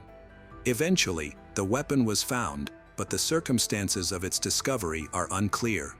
One account states that a pistol from Bob's gun collection was discovered hidden in Amy's handbag, behind a wardrobe. Another version suggests that the weapon was found later by Amy's sister, who had taken care of Amy's children and belongings that night. While going through Amy's purse, she allegedly found the gun and promptly informed a lawyer, who then turned it over to the police. Regardless of how it was obtained, ballistic testing confirmed that the gun matched the 6 shell casings found at the crime scene and in the laundry. Although the bullets recovered from Bob's body were too damaged to establish a direct match, the circumstantial evidence against Amy was substantial. As the trial opened, prosecutors presented a straightforward and damaging story. For years, Amy had secretly embezzled money from Bob's company by diverting tax payments to herself. She had managed to evade the IRS through mail redirection and deceit, but her luck had finally run out. On May 17, 2005, Bob was set to meet with IRS agents who were insisting on explanations. Amy understood what this meeting signified: being exposed, facing divorce, and possible prison time.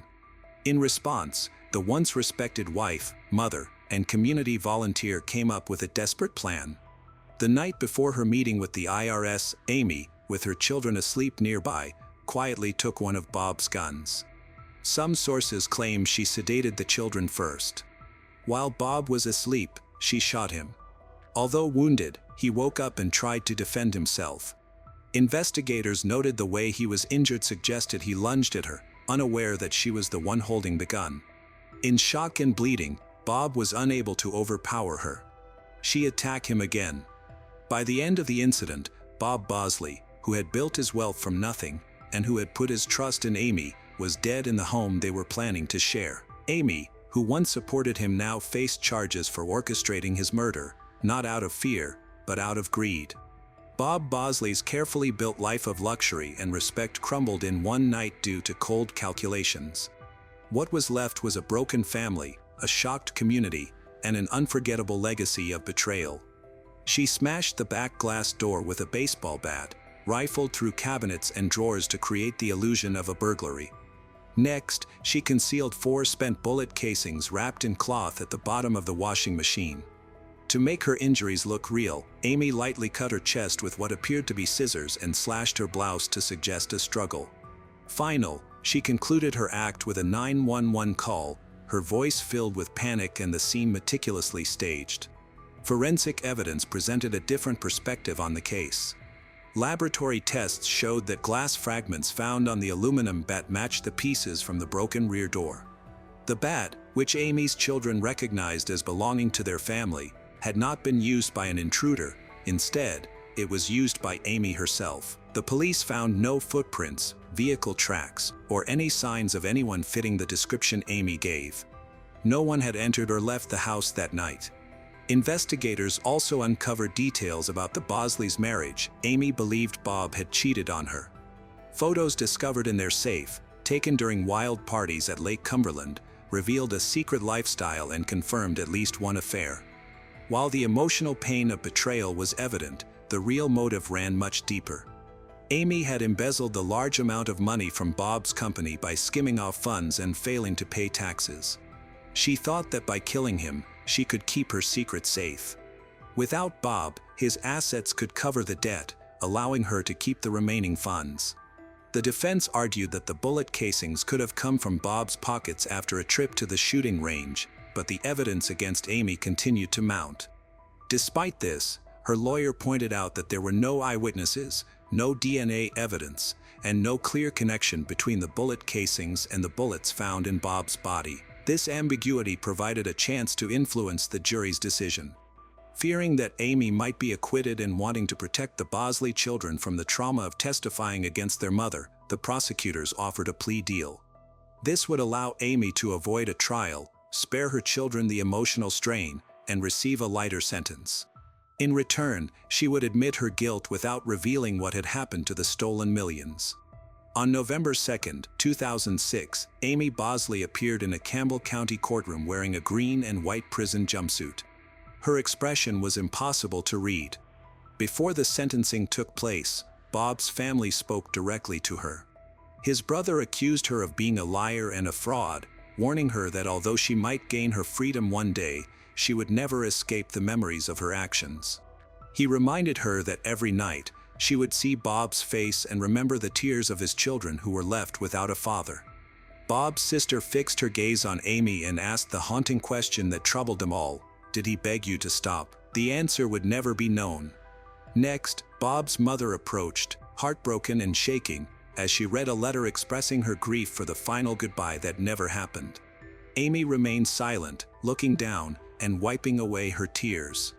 The judge acknowledged the damage Amy had caused, not just to her husband, but also to her children, her community, and her own future.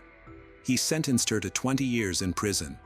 According to Kentucky law, she would be eligible for parole after serving 85% of her sentence, which equated to 17 years in prison. On May 18, 2022, exactly 17 years after Bob was murdered, Amy Bosley, who was 54 at the time, was released from the Kentucky Correctional Institution for Women. Most news outlets barely covered her release, and her current whereabouts are unknown.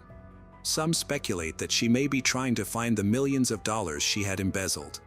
Bob is buried at St. Stephen Cemetery in Campbell County, Kentucky. He is remembered for his kindness, ambition, and dedication to his family, tragically killed by someone he trusted deeply. In retrospect, Amy's choices appear both tragic and irrational. She was not in financial distress, and her husband was not abusive. The IRS may have offered a solution to her financial issues, or if she sought revenge, a divorce could have made her wealthier and free. Instead, she opted for murder.